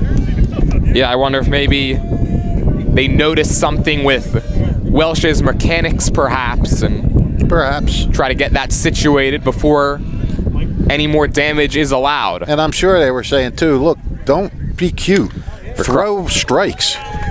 You're up by 5. You don't need to you don't need to paint corners right now. Just let them hit it.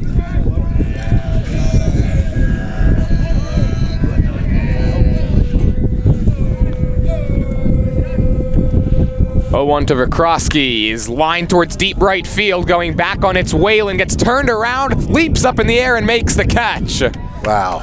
Kellen Moore will advance to third, but that saved at least 1 run and maybe more. An excellent play that time by Whalen for the second out of the inning. I'm not sure if the Allentown people knew that he caught that ball. There wasn't an immediate eruption when he came down with it, and then you heard a delayed sort of yay. But that was a heck of a catch. I mean, he saved a lot of trouble there. Went running back, reached up at the last minute, plucked it out. And so now Wednesday's hero, Connor Williver, is going to pinch hit for Dan Drizga.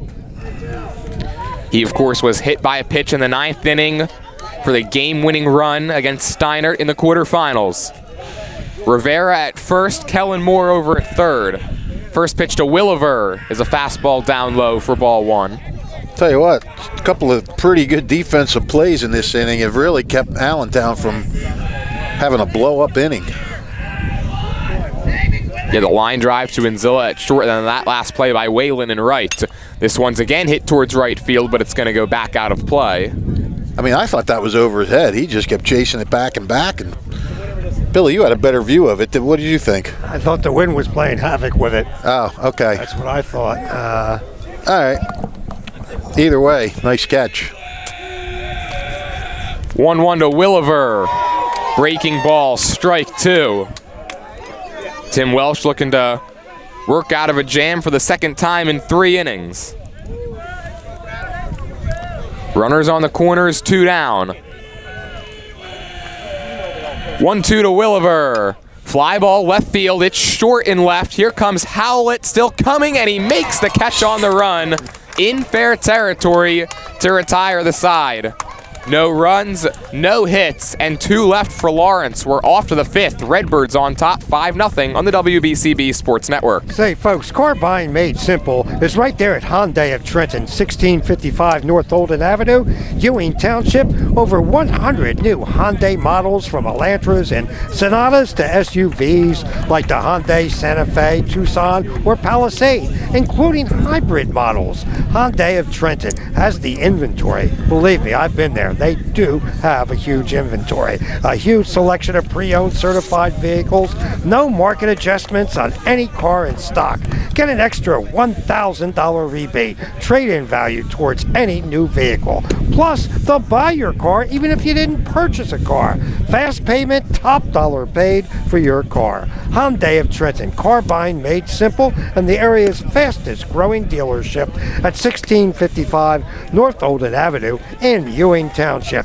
Remember the Italian People's Bakery and Deli, the pride of the burg since 1936 for all your outdoor picnic needs, graduation parties, hoagie trays, party trays, fruit trays, salad trays. They do it all. They're open 7 days a week, and nothing tastes better than a sandwich or a hot dog or hamburger on an Italian People's Bakery roll. I'll tell you, it is right. They have an oven they imported from Italy, and those bread and rolls that come out of that conveyor belt and that grace your meal, ooh, second to none. The Italian People's Bakery and Deli, the pride of the burg since 1936 at 63 Butler Street in the Chambersburg section of Trenton. Welcome back to the Central Jersey Group 3 semifinals. 5-0 Allentown as we head to the 5th. And the Redbirds will send Anthony Lino, Chris Whalen, and J.C. LaQuara to the dish. Aiden Poot back out there for his 5th inning of work. First pitch swinging is Lino, pops it up right side. Crowley into foul territory, makes the catch. And then, they're going to say he dropped it on the transfer. Oh, okay. So there's 1 out, and that was nearly another defensive miscue from Lawrence. But they get away with it, and now Chris Whalen will be the batter. Well, the umpire was right behind him. So. Yeah.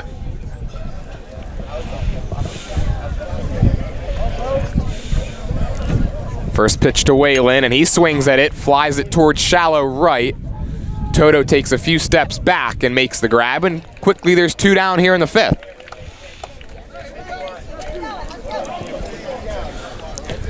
Well, so far this inning, Fish, is exactly what Aiden Poot needed out there on the mound. Oh, for sure. Yeah, it hasn't been easy for him. Looking at Allentown, this has been a team effort up and down the lineup. 5 different guys. 1, 2, 3, 4. Wait, 1, 2, 3, 4, 5, 6 different guys have their 8 hits, and 5 different guys have RBIs. Well, J.C. LaQuara is one of those guys. He drove in a run with a fielder's choice on a bunt in the 3rd inning, and he takes a first pitch strike. It's 0-1.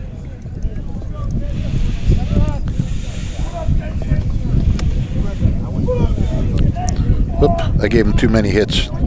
They got 7 hits. 6 different guys have 7 hits.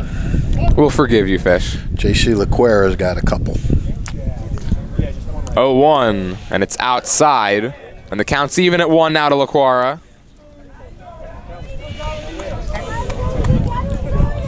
And 5 different guys have scored runs. So you talk about everybody contributing. 1-1 from Poot. Fastball popped up. Shallow left center field. Moore and Vikrosky are there.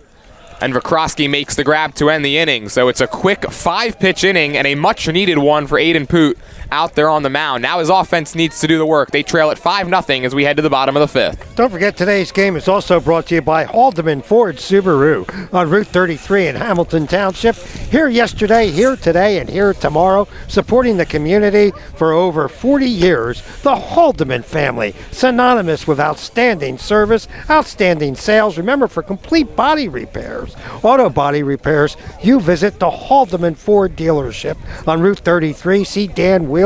He'll take good care of you. And I don't care where you purchased your car, for great service and also for great tire deals. You visit the folks over there at Haldeman Ford, especially for auto body work.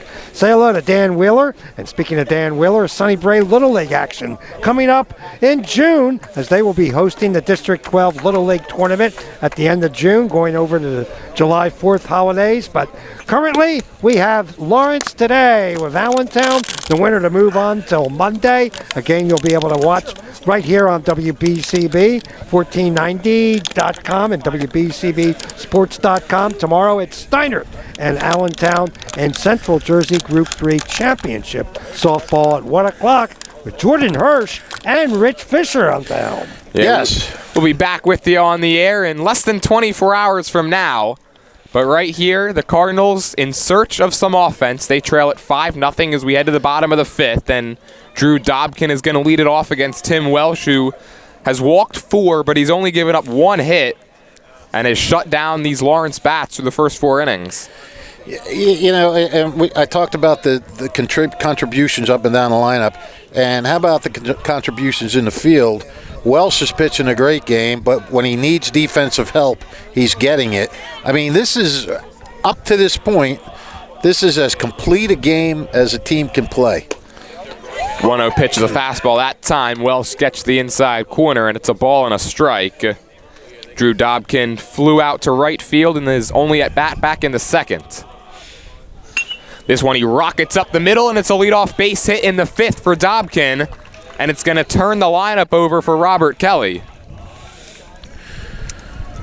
Well, this is nothing that Welsh isn't used to. This is the 4th time Lawrence has gotten their leadoff runner on in 5 innings and have yet to bring him around. Yeah, Lawrence has they've had plenty of opportunities to score, and Connor Crowley's going to go out and courtesy run for Dobkin. Yeah, they've left 5 on so far. They left 1st and 3rd in the 2nd. 2nd and 3rd in the 4th. I mean, Welsh has been, Welsh hasn't been superhuman, but when he's had to, he's made the pitches or he's gotten the defense that he's needed. I mean, it's just really impressive, the full team effort being seen here. Yeah, I mean, Allentown, they've gotten contributions obviously up and down their lineup. They've had some stellar defensive play behind Welsh, and Welsh has been able to escape jams when he needs it. First pitch to Robert Kelly is a breaking ball low and away for ball 1. Crowley over there at first, courtesy running for Drew Dobkin. Robert Kelly 0 for 1 with a walk and a strikeout on the afternoon, and he takes a first pitch or a 1-0 heater right down the middle for strike 1. Just heard from Kyle Franco, Robbinsville trailing 3-0 in the second. They must have started a lot later than us. 1-1 pitch skips up there, and it's 2 balls and 1 strike. Most of these games start at 4. Yeah, this one started an hour earlier. Yeah, I am joyful over this 3 o'clock start. Joyful, I say. This is the first 3 o'clock game I've been a part of. It was, of course, originally scheduled for 3:30. They moved it up last night. Well, if you were here the other day, it was 3:30 the other day. They were kind of working you into it. And then 1 o'clock tomorrow, right? Yep. Yeah, that game actually pushed back, because of SATs tomorrow. I'm surprised it's not 2. Usually SAT days. 3-1 pitch is taken down the middle for strike 2. Usually SAT days, they always do it at 2. So, I'm glad. You must have big plans or something. I just don't like waiting around all day for a game. 3-2 pitch down low, ball 4. 5th walk of the game issued by Welsh, and there's 2 on with nobody out for Deacon Moore. Well, this is the first time that Lawrence has gotten its first 2 batters on. So, you don't want to say now or never, but you really got to start making a dent here if you're Lawrence. Yeah, if you're the Cardinals, this is where the comeback would have to start. Crowley at second, Kelly at first. Deacon Moore takes strike 1. Fastball on the outside part of the plate. Moore 0 for 2. He's bunted into a double play, and he's lined out to first. On an 0-1, Deacon Moore. Cue shot foul up the third baseline, and the count's 0-2. You got to give Jimmy Mayer some credit, too. After Aiden Poot had some really rough second and third innings, you're thinking, you got to get that guy out of there. And Mayer stuck with him. And his only base runner in the last 2 innings was on an error. Again, Moore fights it off foul.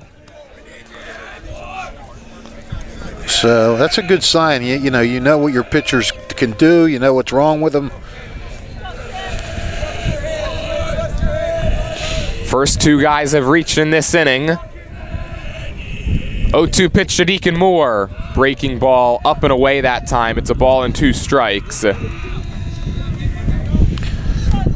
Deacon Moore, 333 hitter. He's got 14 ribbies. Looking to add to that total right here. 1-2 from Welsh. He's lined down the right field line. It's a fair ball. It's going towards the corner. Crowley speeding around third. He's going to score.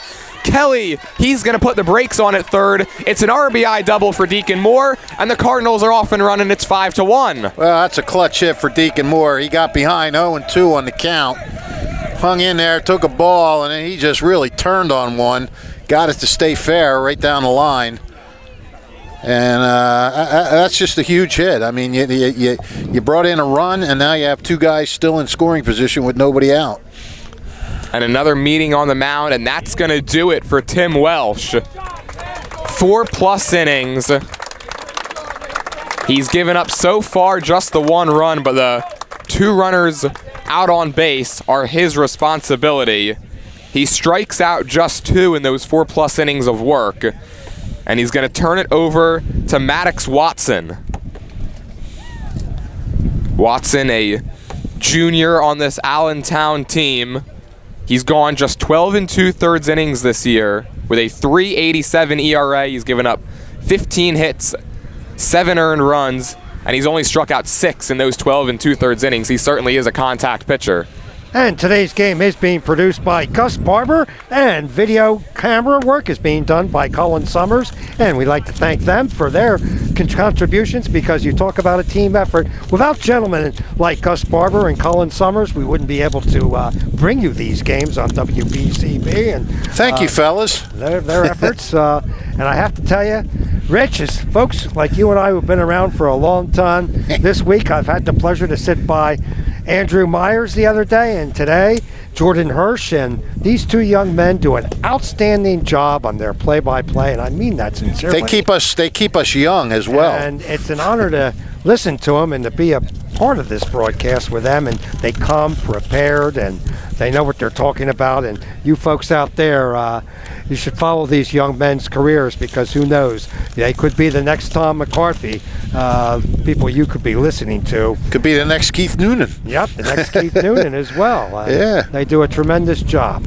Well, thank you so much, Bill. I really appreciate it. And I also appreciate being able to be the fountain of youth for Rich Fisher. Yes, keeping me. It's like these coaches always say, coaching keeps them young.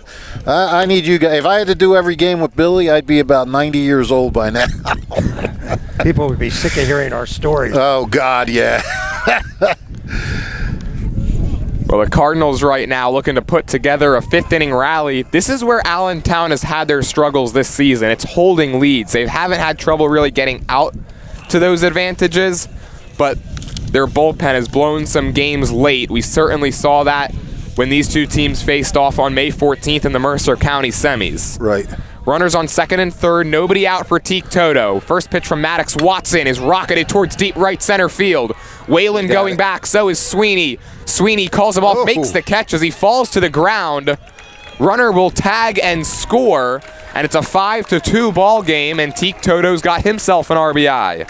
Yeah, Sweeney called him off, and that's, it's the center fielder's in charge out there.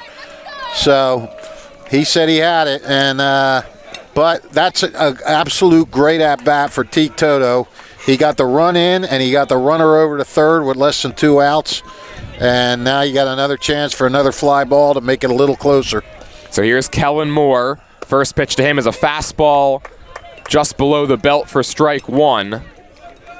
He's got his brother hanging out there over at third. Trying to drive in another run. Allentown content to play the infield back. They'll concede the run for an out. Yeah, that's popped up and out of play over our heads. That's the luxury of, building a little bit of a lead. You can keep that infield back and then not risk a big inning by having a ball blast past you. And you surrender that run and you still have a 2-run lead. Well, now it's no balls and 2 strikes to the Cardinals' designated hitter. The 0-2 from Watson is just off the plate away. Ooh. That did not miss by much. It's a heck of a take that time by Kellen Moore. Yeah, it is. I wonder if he got like a twinge of nervousness at the second after he took it. 1-2 pitch, swing and a miss, strike 3. Pulled the string that time, did Watson, and there's 2 down.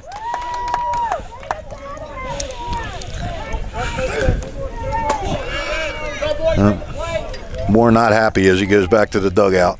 That was a good pitch. That was a very good pitch. He made 2 good pitches right in a row there with 2 strikes. So now the batter will be Aiden Poot. Deacon Moore still out there bouncing around over at third. And Poot takes a first pitch fastball in the dirt for ball 1. That's strikeout for Watson. Just the 7th of the season for him. We mentioned he's not really a strikeout pitcher, but he picks up a big one there against one of the best hitters in this tournament. Yep. Fastball couldn't shoot the corner that time, and Poot is ahead in the count 2-0.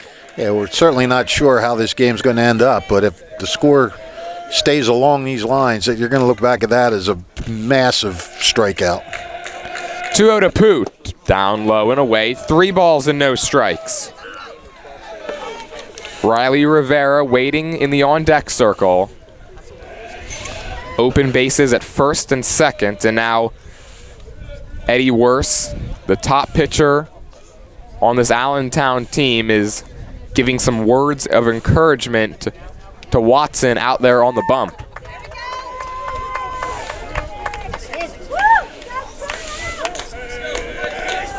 .3-0 to Poot is a fastball that catches the inside part of the plate for strike 1. Not sure if he had the green light on that or not.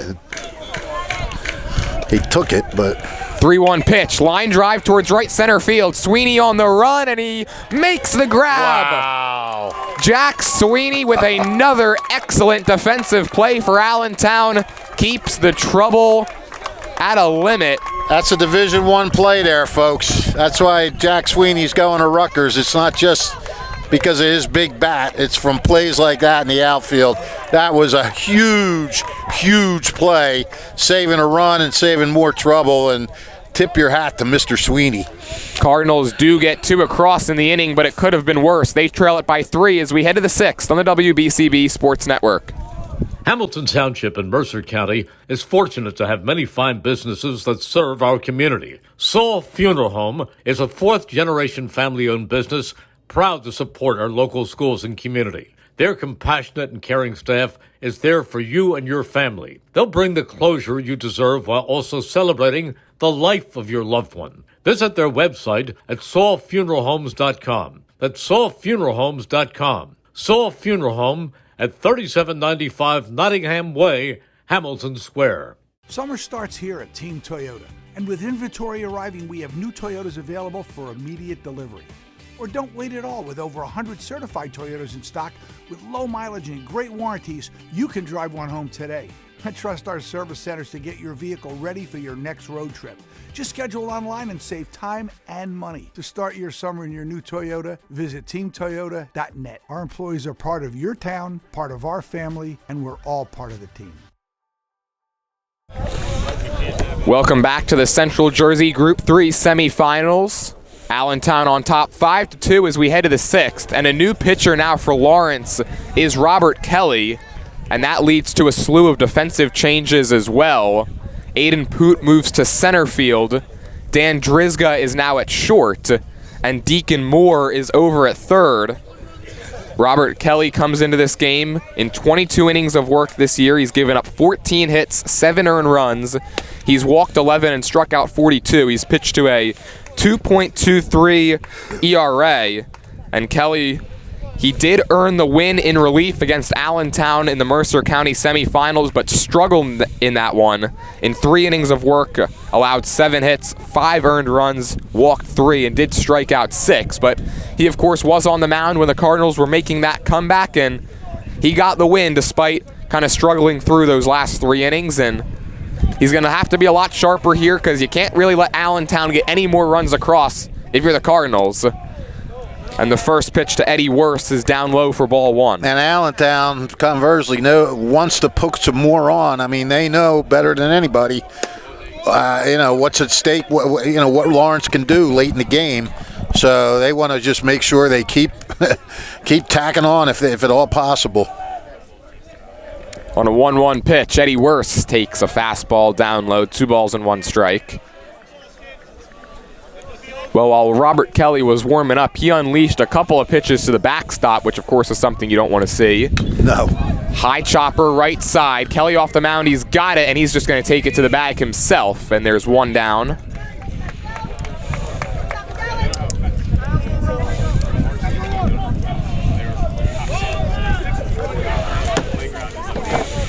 Allentown, they've been held hitless since the 3rd. And now Anthony O'Rourke is going to be pinch hit for. It's going to be J.D. Ulster into the game.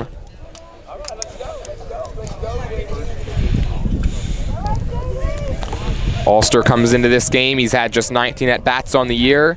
7 hits, 3 runs driven in. He does have 2 extra base hits. And he takes a first pitch fastball low for ball 1.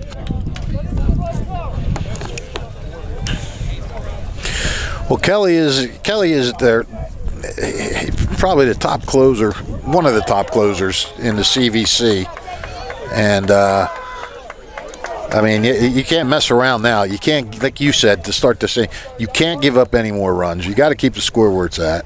2-0 from Kelly at the knees. Good pitch that time. It's 2-1 to Ulster.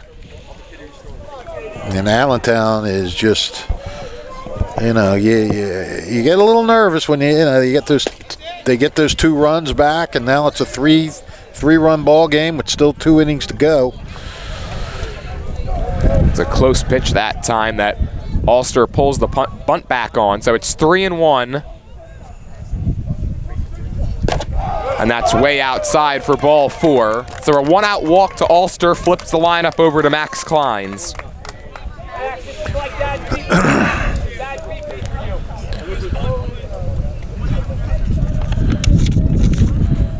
It's actually Just the second walk of the game issued by the Cardinals. Yep. Now, Kelly can walk some people. He's walked, coming into this inning, he's walked 13 and 22 and 2/3. He strikes out a lot, but he does give up a few base on balls.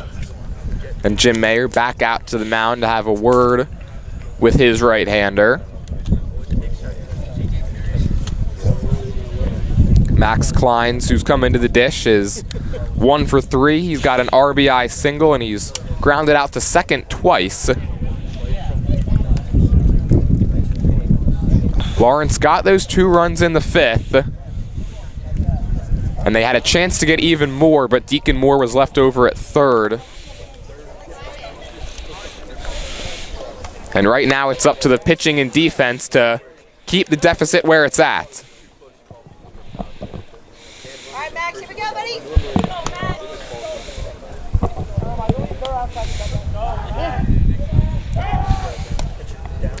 Ulster back easily that time. Actually, that's O'Rourke who's back in there running, so he's back easily. Easy job that time by Ulster as this first pitch is hit on the ground to second. Knocked down by Rivera, and he throws to first in time. Good job by Riley Rivera out there at second base to save a hit, and there's 2 outs in the 6th. Another hit-saving defensive play. I mean, you know it's a state tournament game. Look at some of the leather we're seeing flash today. Although he made that a little exciting with that lob throw to first base. Yeah, I don't think Crowley was expecting it either over there. But it made its way to him in time, and so now there's a runner on second and 2 down for Grant Howlett. Kelly checks the runner and delivers the first pitch, breaking ball way upstairs for ball 1.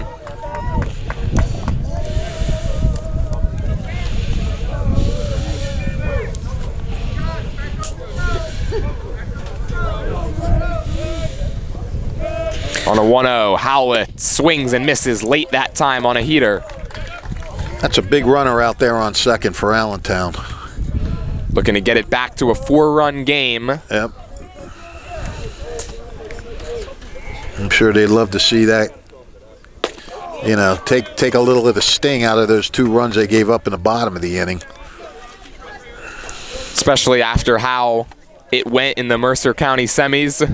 Yep. 2-1 to Howlett. Shoots the outside corner for strike 2. You know, you say, dude, does that enter their minds in this game? I don't know if it does. I mean, I don't know if they're out there thinking, oh, what happened to you last time? I mean, it could, but I don't know. I think these guys can do a good job of being in the moment. I mean, they're kids. They deal with this stuff. They got so many other things going on in their life. 2-2 pitch to Howlett. Swing and a miss, strike 3. Howlett frustrated. Kelly gets out of the jam. We'll head to the bottom of the 6th. Lawrence trails at 5-2 on the WBCB Sports Network.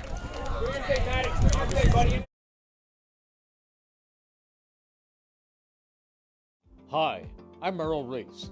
Kessel Dermatology is the place for all general dermatology needs. For acne, rosacea, eczema, psoriasis, hives, warts, and other growths.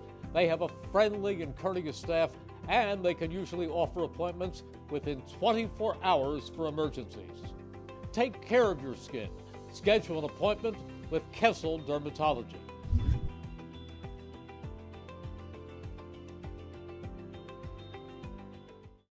1490 WBCB Levittown and Trenton, and video stream live at WBCBsports.com. Your home for the best local sports in Bucks and Mercer counties.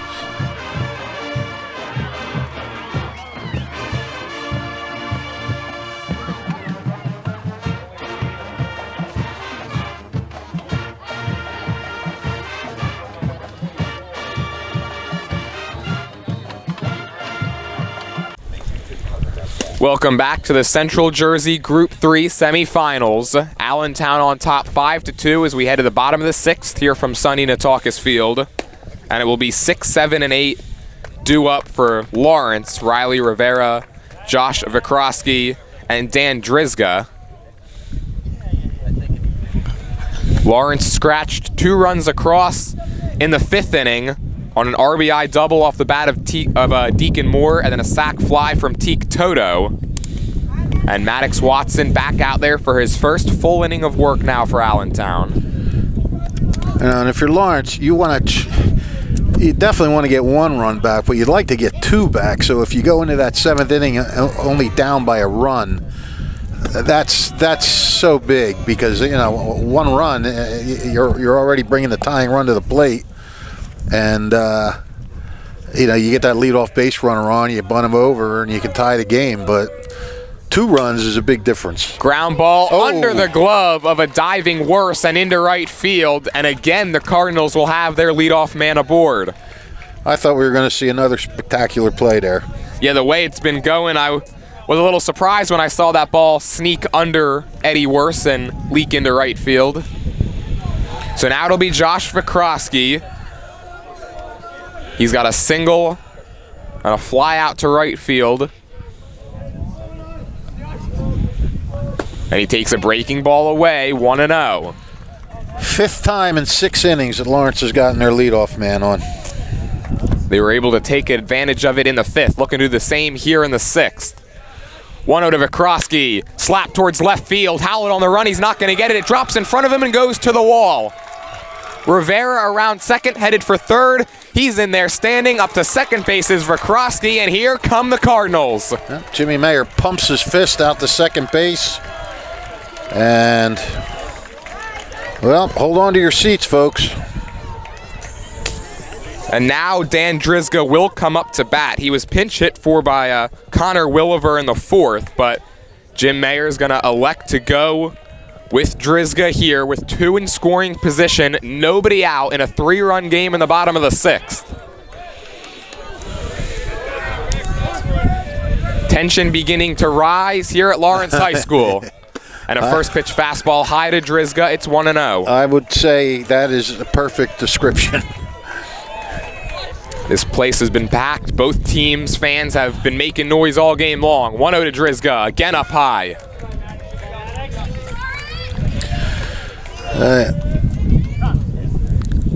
Maddox Watson's just got to calm himself down, stay within himself.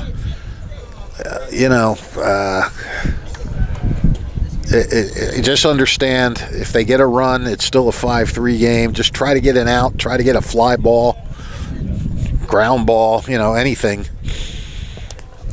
Yeah, I mean, if you're Allentown, you're just trying to count down outs, trying to get 6 more outs before the Cardinals score 3 runs. Yeah, he'll trade an out for a run at this point. Now, if that runner gets over to third, though, with 1 out, and then they cash him in, well, now you're squirming. I'm sure Allentown fans are squirming now. I'm sure Lawrence fans are squirming. It's a squirmathon. That's one way to put it. I think that's the first time I've ever heard that used in a broadcast, but it's a good pull by you, Fish. Meeting is done. 2-0 pitch is on the outside corner, strike 1.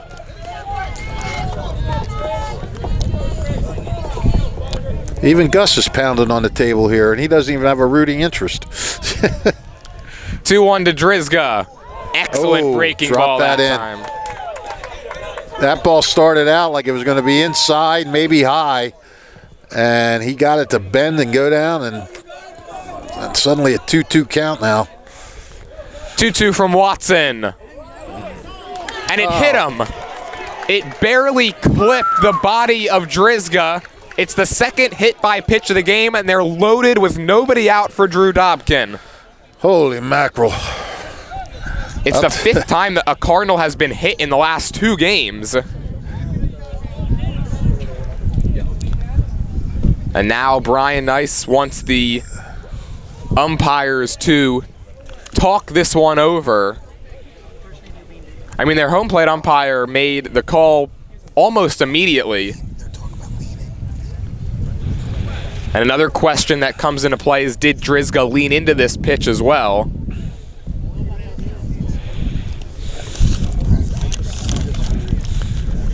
And they're going to say it is a hit by pitch. So 3-run game, bases loaded, nobody out. Well, I like that, though. I like that they talked about it. Got to make sure you dot your I's, cross your T's in really any game, but especially here in the sectional playoffs. Yeah. So Dobkin, who is 1 for 2 with a single and a run scored. Now, Dobkin started that last rally in the 5th. Bases full of Cardinals. First pitch to Dobkin. Ground ball towards shortstop. And Zilla's got it. Flips to second one. On to first. And that is a big-time double play rolled by Allentown. And that is what you want if you're Allentown. That is, he'll trade 2 outs for, we said trade an out for a run. They just traded 2 outs for a run. That's massive. 6-4-3 double play. A run does score, so it's 5-3. And now Robert Kelly digs in. Yeah, now the thing is, Kelly's on third. I'm sorry. What do you call it? Petrosky's on third. For that double play to mean something, you can't let Kelly get a hit and get that run in. And he takes a first pitch breaking ball in the inside corner. It's 0-1. Robert Kelly has walked twice in this game. He's gone down on strikes and he's scored a run. Petrosky at third. The 0-1. Fly ball center field pretty deep. Sweeney on the run. He's not going to get it. It's going to split the gap and go to the wall. It's a 5-4 game, and now Kelly's off to the races. He's around second, digging for 3. Robert Kelly, stand-up triple, and it's a 1-run game in the 6th. Holy cow. Kelly just... it's not easy to get stuff over Jack Sweeney's head out there, but that ball was hit on a line. It had really not a lot of loft, not a lot of lift to it. And that just stayed on the line, and Sweeney busted it, but no way he was going to get that one. What a massive hit. So here comes Deacon Moore. That's Kelly's second triple of the playoffs. And now he represents the tying run with 2 outs here in the bottom of the 6th. And Anthony Lino wants a word with Watson out on the bump. Well, and we said that double play was big, but you still got to get Kelly for it to be really big, and then they still got that run in from third with 2 outs, and 2 out hits like that are massive. And now you still got a runner on third. And here comes Brian Nice. And he's going to make a pitching change, it appears, as Dan Gualtieri is heading out to the mound, and he's going to take over. So the runner at third is the responsibility of Maddox Watson, and they'll call on the southpaw to face Deacon Moore. And while he throws his warm-up pitches, we'll take a break and be right back on the WBCB Sports Network. Hi, I'm Merrill Reese. Kessel Dermatology offers great cosmetic dermatology featuring the latest technology in cosmetics, including Morpheus 8 for skin tightening and scars, ultraviolet A and B light treatment for psoriasis, eczema, and itching. Kessel Dermatology now offers Genesis and XLV laser treatments for wrinkles, facial discoloration, scars, and hair removal. Kessel Dermatology provides Botox and fillers. Take care of your skin. Schedule an appointment with Kessel Dermatology.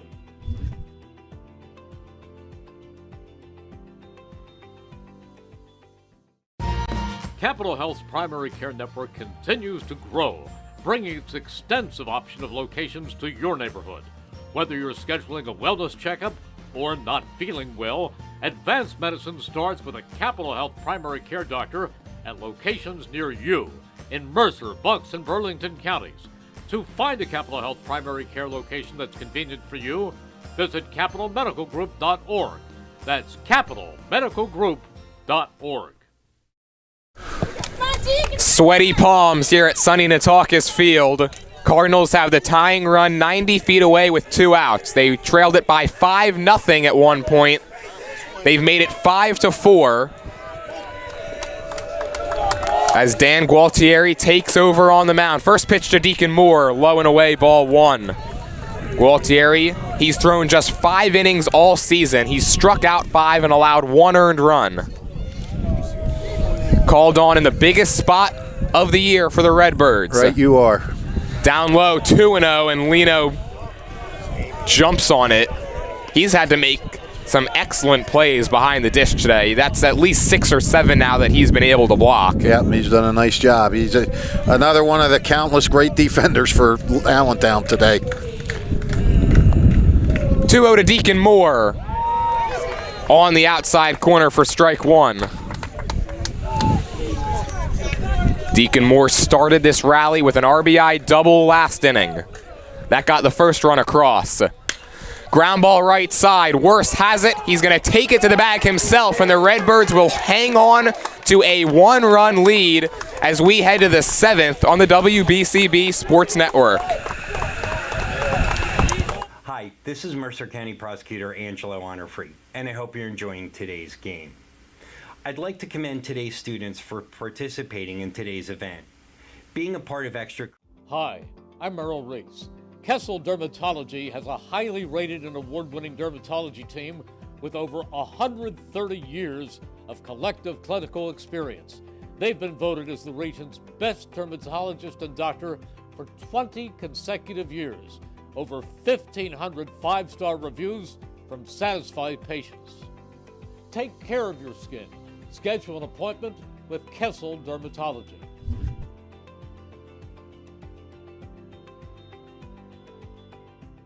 This is Merrill Reese reminding you that Haldeman Ford Subaru on Route 33 in Hamilton Township is more than just a great place to purchase a new Ford Subaru or pre-owned car or truck. Their collision and service centers services all makes and models and specializes in fleet service. Haldeman's Collision Center is renowned for their work. It's a state-of-the-art facility, all insurance accepted, free estimates and loaner cars available, and one of the friendliest staffs around. From small dents to major repairs on any make or model, it's Haldeman Ford Subaru Collision Center, Route 33 in Hamilton Township. They're good!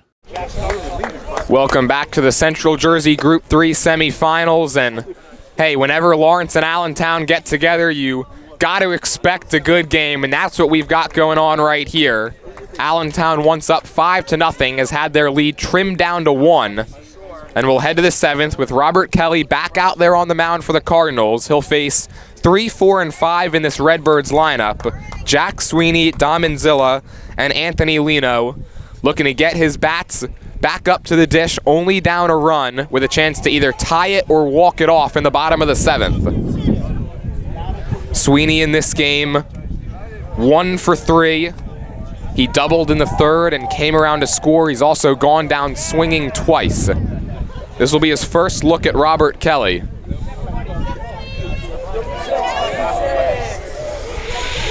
Yeah, we said it at the top of the broadcast. These two coaches get together, crazy things happen. Breaking ball way upstairs. Jimmy Mayer said after that wild win they had, that comeback win, he remembered back in, I think it was 2000, it might have been 2018 when Allentown won it, that was the toughest list he ever had. He was coaching Nottingham, and they had a lead, and they took a lead in extra innings, and then Allentown came back to win it. And Mayer had said before that tournament, whoever wins Central Jersey 3 is going to win the States. And Allentown did go on to win the States, but Mayer said that was his toughest loss he's ever had. Breaking ball in there for strike 2. That was the last time Allentown was in the sectional finals. Cardinals looking to get back there for the 2nd consecutive year. 1-2 coming to Sweeney. Fly ball, left side of the infield. Trouble. Drizga coming in towards the mound, and he's got it for the first out. I thought they were fighting a win there or something. It did look like the wind might have played a little bit of a factor, pushing it back closer to the pitcher's mound. Drizga able to stick with it for the first out of the 7th.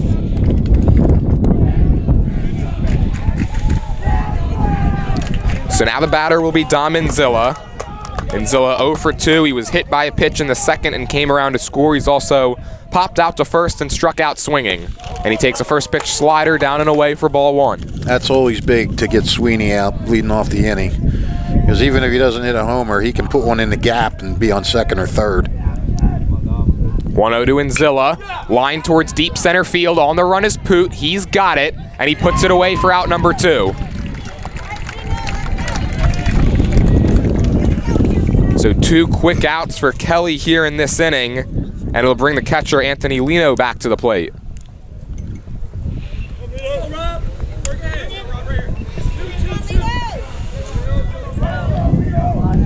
Cardinals looking to hold the deficit at 1. First pitch to Lino. Fastball in the dirt for ball 1.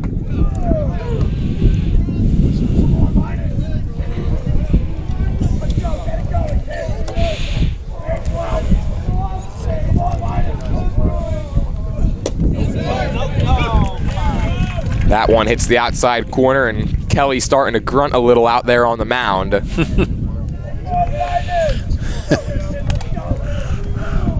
a 1-1, Lino hits it in the air, foul over our heads again.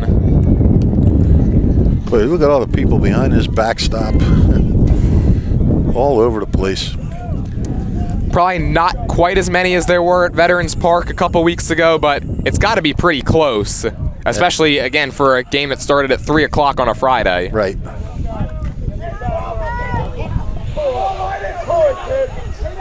Kelly a strike away from getting it to the bottom of the 7th. This one's grounded foul up the third base line.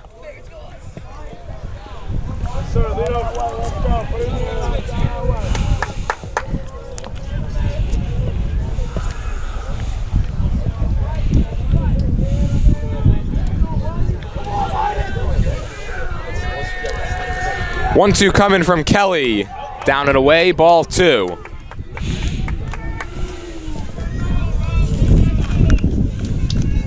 It'll be 3, 4, and 5 due up in the bottom of the 7th for Lawrence. That's Teak Toto, Kellen Moore, and Aiden Poot.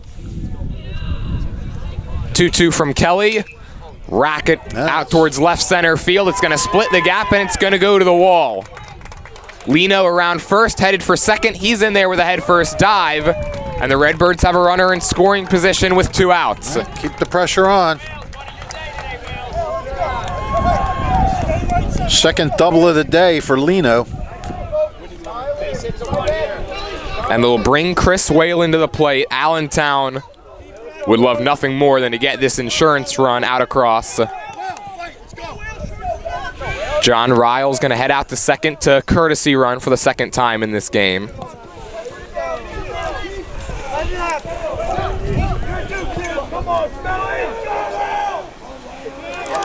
First pitch to Whalen. He takes it low for a ball.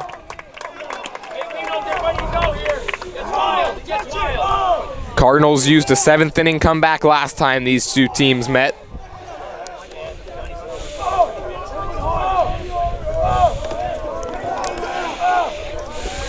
.1-0 from Kelly, breaking ball away, 2 balls and no strikes. So after he got the first 2 batters of this inning rather easily, he's running into trouble trying to get the third.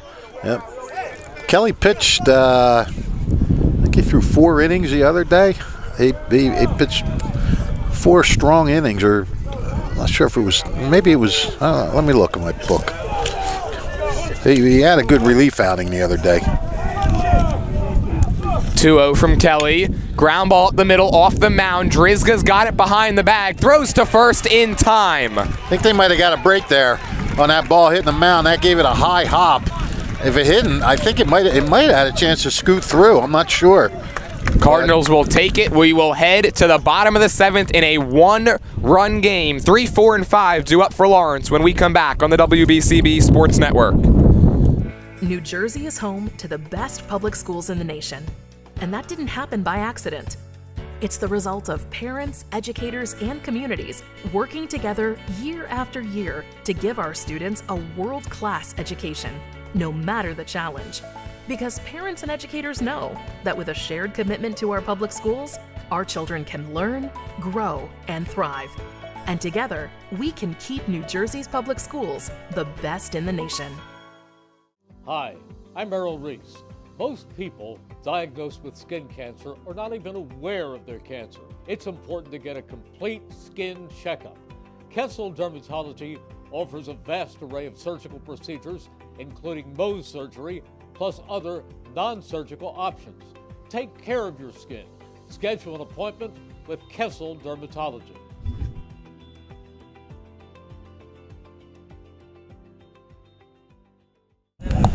Well, it all comes down to this in the Central Jersey Group 3 semifinals.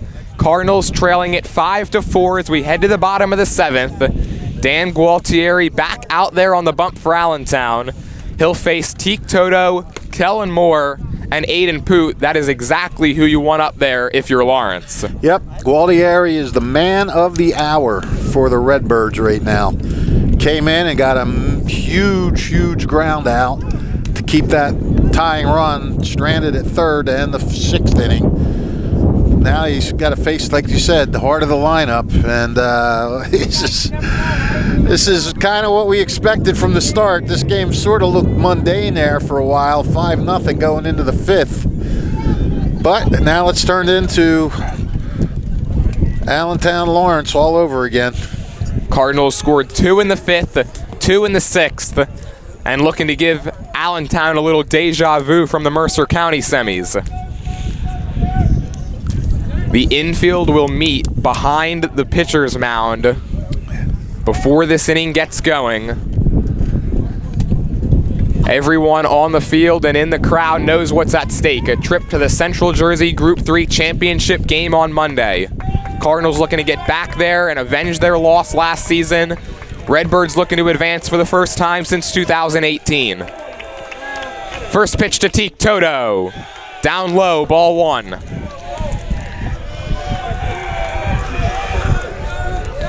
Toto in this game, he's 0 for 1 with a walk, a fly out, and a sac fly, and the count's even at 1-1.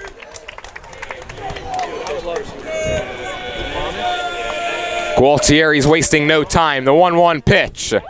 Ooh. Just off the plate. Allentown fans wanted that one. Cardinals fans are happy they didn't get it. That brought a roar of despair up from the Allentown fans.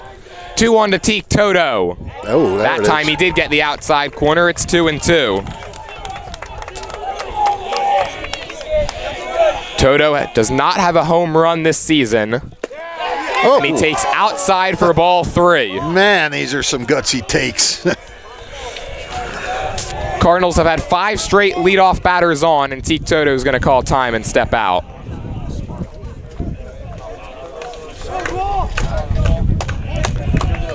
Full count pitch from Gualtieri. Up and away, ball 4. It's a leadoff walk. And the winning run will come to the plate in the form of Kellen Moore.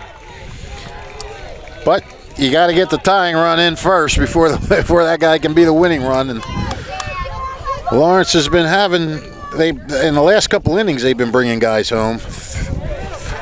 Kellen Moore this year, 2 home runs, 16 RBIs with the wind howling in from left center field.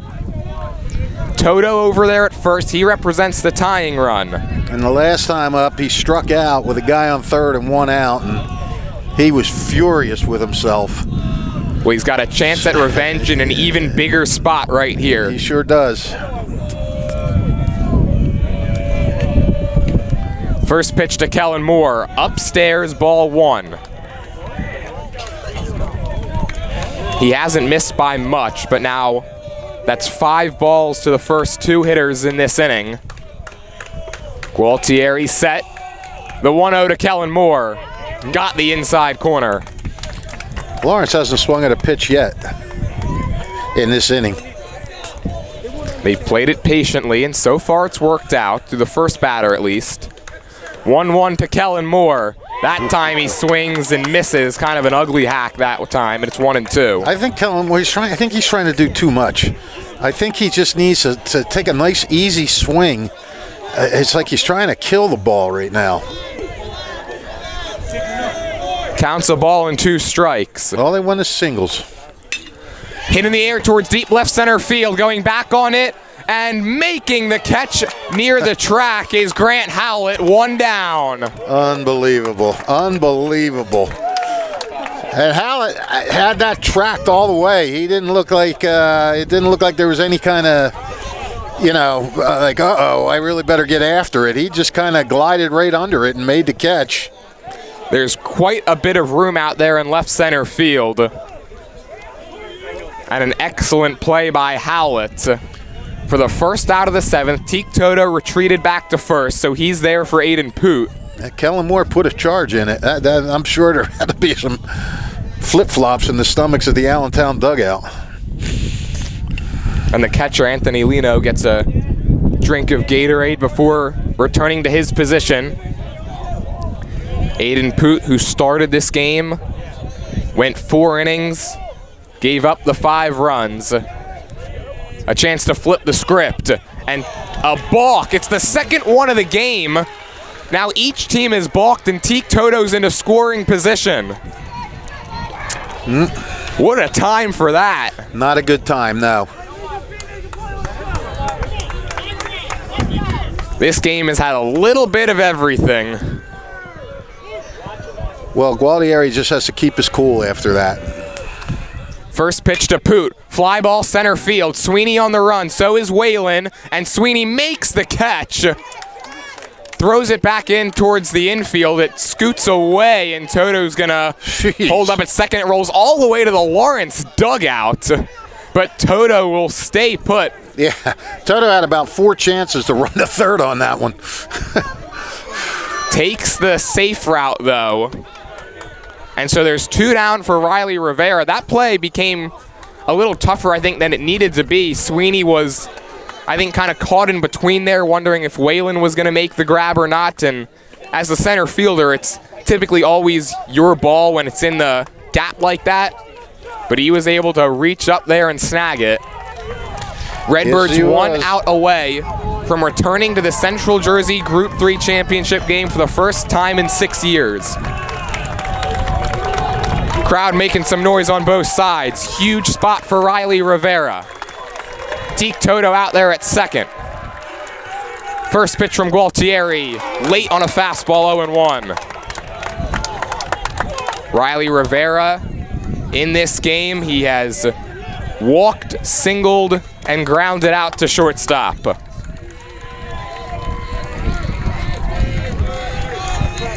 On an 0-1, Rivera takes way high. Pretty much everybody on their feet here at Sonny Natakis Field. A trip to the sectional finals on the line. The 1-1. And again up high. 2 balls and a strike.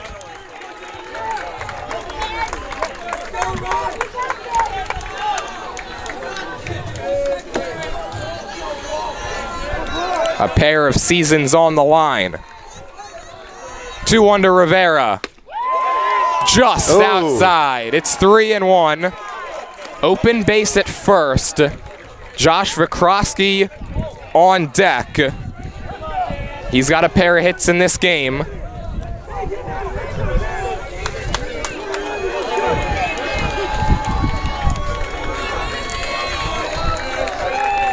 Three-1 to Rivera. Down low and in, ball 4. And the winning run is on first base for Josh Vikrosky. Yeah, you knew it wasn't going to be that easy after you got those first 2 outs. And another meeting on the mound for Allentown. Josh Vikrosky, not an everyday player. He's 2 for 2 with a single, a double, and a sac fly. Vikrosky, just a sophomore, up in potentially the biggest spot of his young career. It'll be left on left. Lefty on lefty. Yeah, I'm a little surprised he's not putting in a pinch hitter here. I don't know what he's gotten there on the bench as far as right-handers go. But this is obvious by as far as matchups and left on lefty. This is advantage Allentown right now.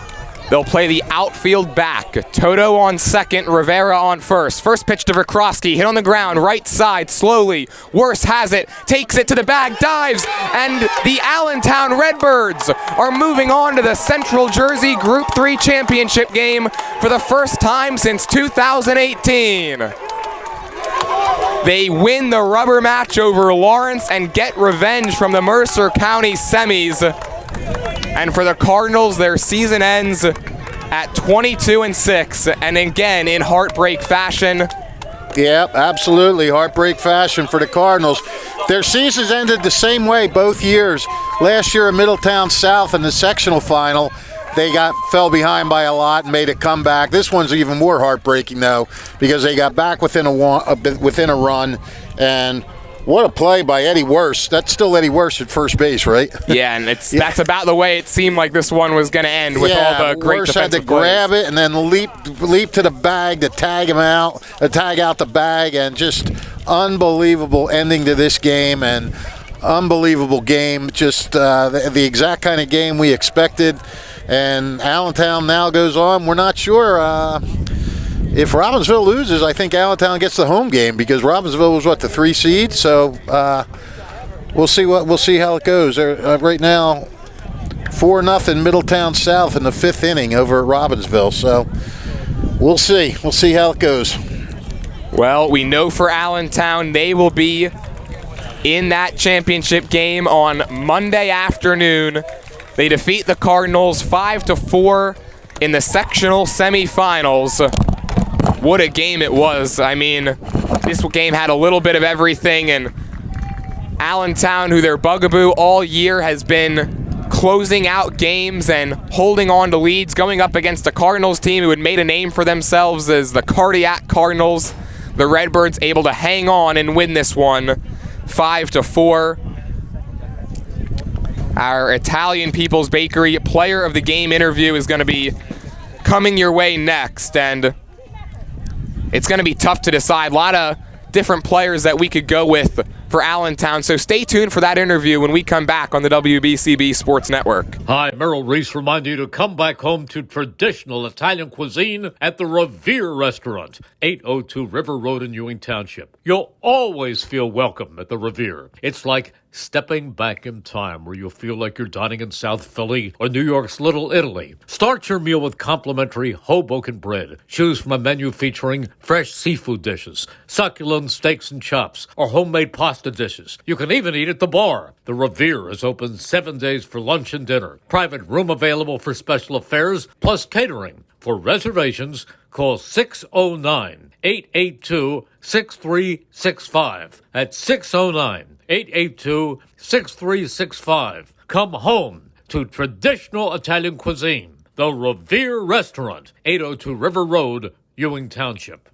Hi, this is Mercer County Prosecutor Angelo Honorfree, and I hope you're enjoying today's game. I'd like to commend today's students for participating in today's event.